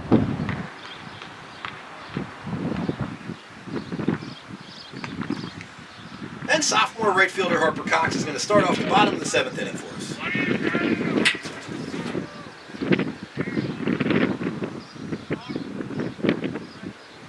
Cox is 0 for 2 on the day. He's got a sac fly RBI. What at that? Cox squares to bunt and then pulls it back. 1-0 count on the sophomore. So a lot of these guys were at Cape together. Harper and Jacob were never at Cape together. They probably don't know each other. Exum's not going to get that call. He stares in for a long time and doesn't get the call there. And it's 2 balls and no strikes to the right fielder. Again, Dolphins will be in get-on base mode. Cox hits a high pop-up in the infield. Exum is going to come over and make the catch himself. So retires Cox on a 2-0 pop-up there to first base.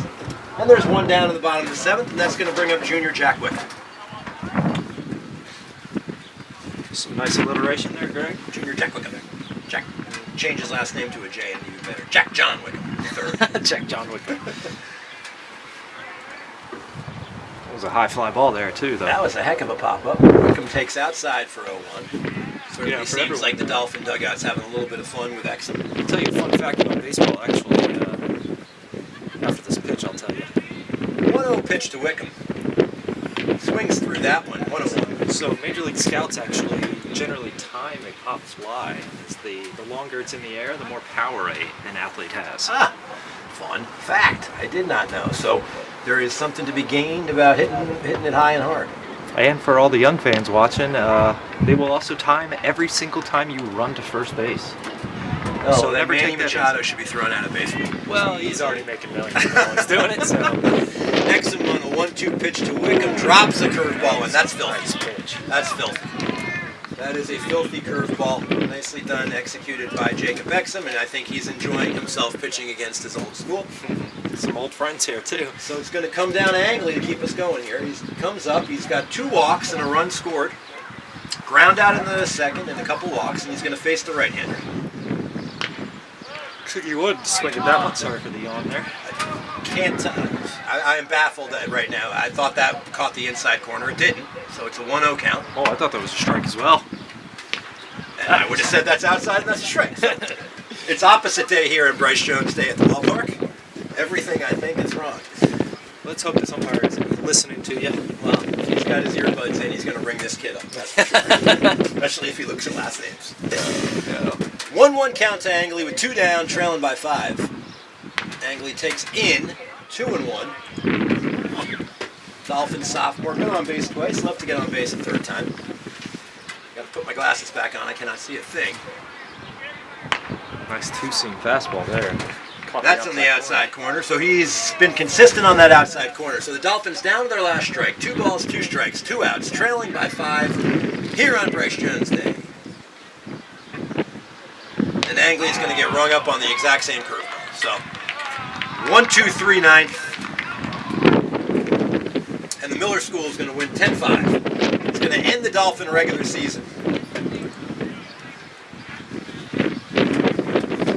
I think the Dolphins will finish at 11-7. It's going to be the 3 seed heading into TCIS tonight. It starts on Tuesday. The Dolphins will host Norfolk Christian at 4:30 on Tuesday. Not sure that we'll be streaming that game, as I know we've got other Dolphin TCIS games, and we've got to be equitable with our cameras, despite our sheer love and fun. It's been a fun regular season, and I'm sure we will. Well, hopefully we will stream another baseball game. Hopefully we'll be streaming a home state baseball game, but not sure if we're going to be. We may be road warriors in the States, but Tuesday the Dolphins will be back in action. Thanks. Enjoy your Saturday.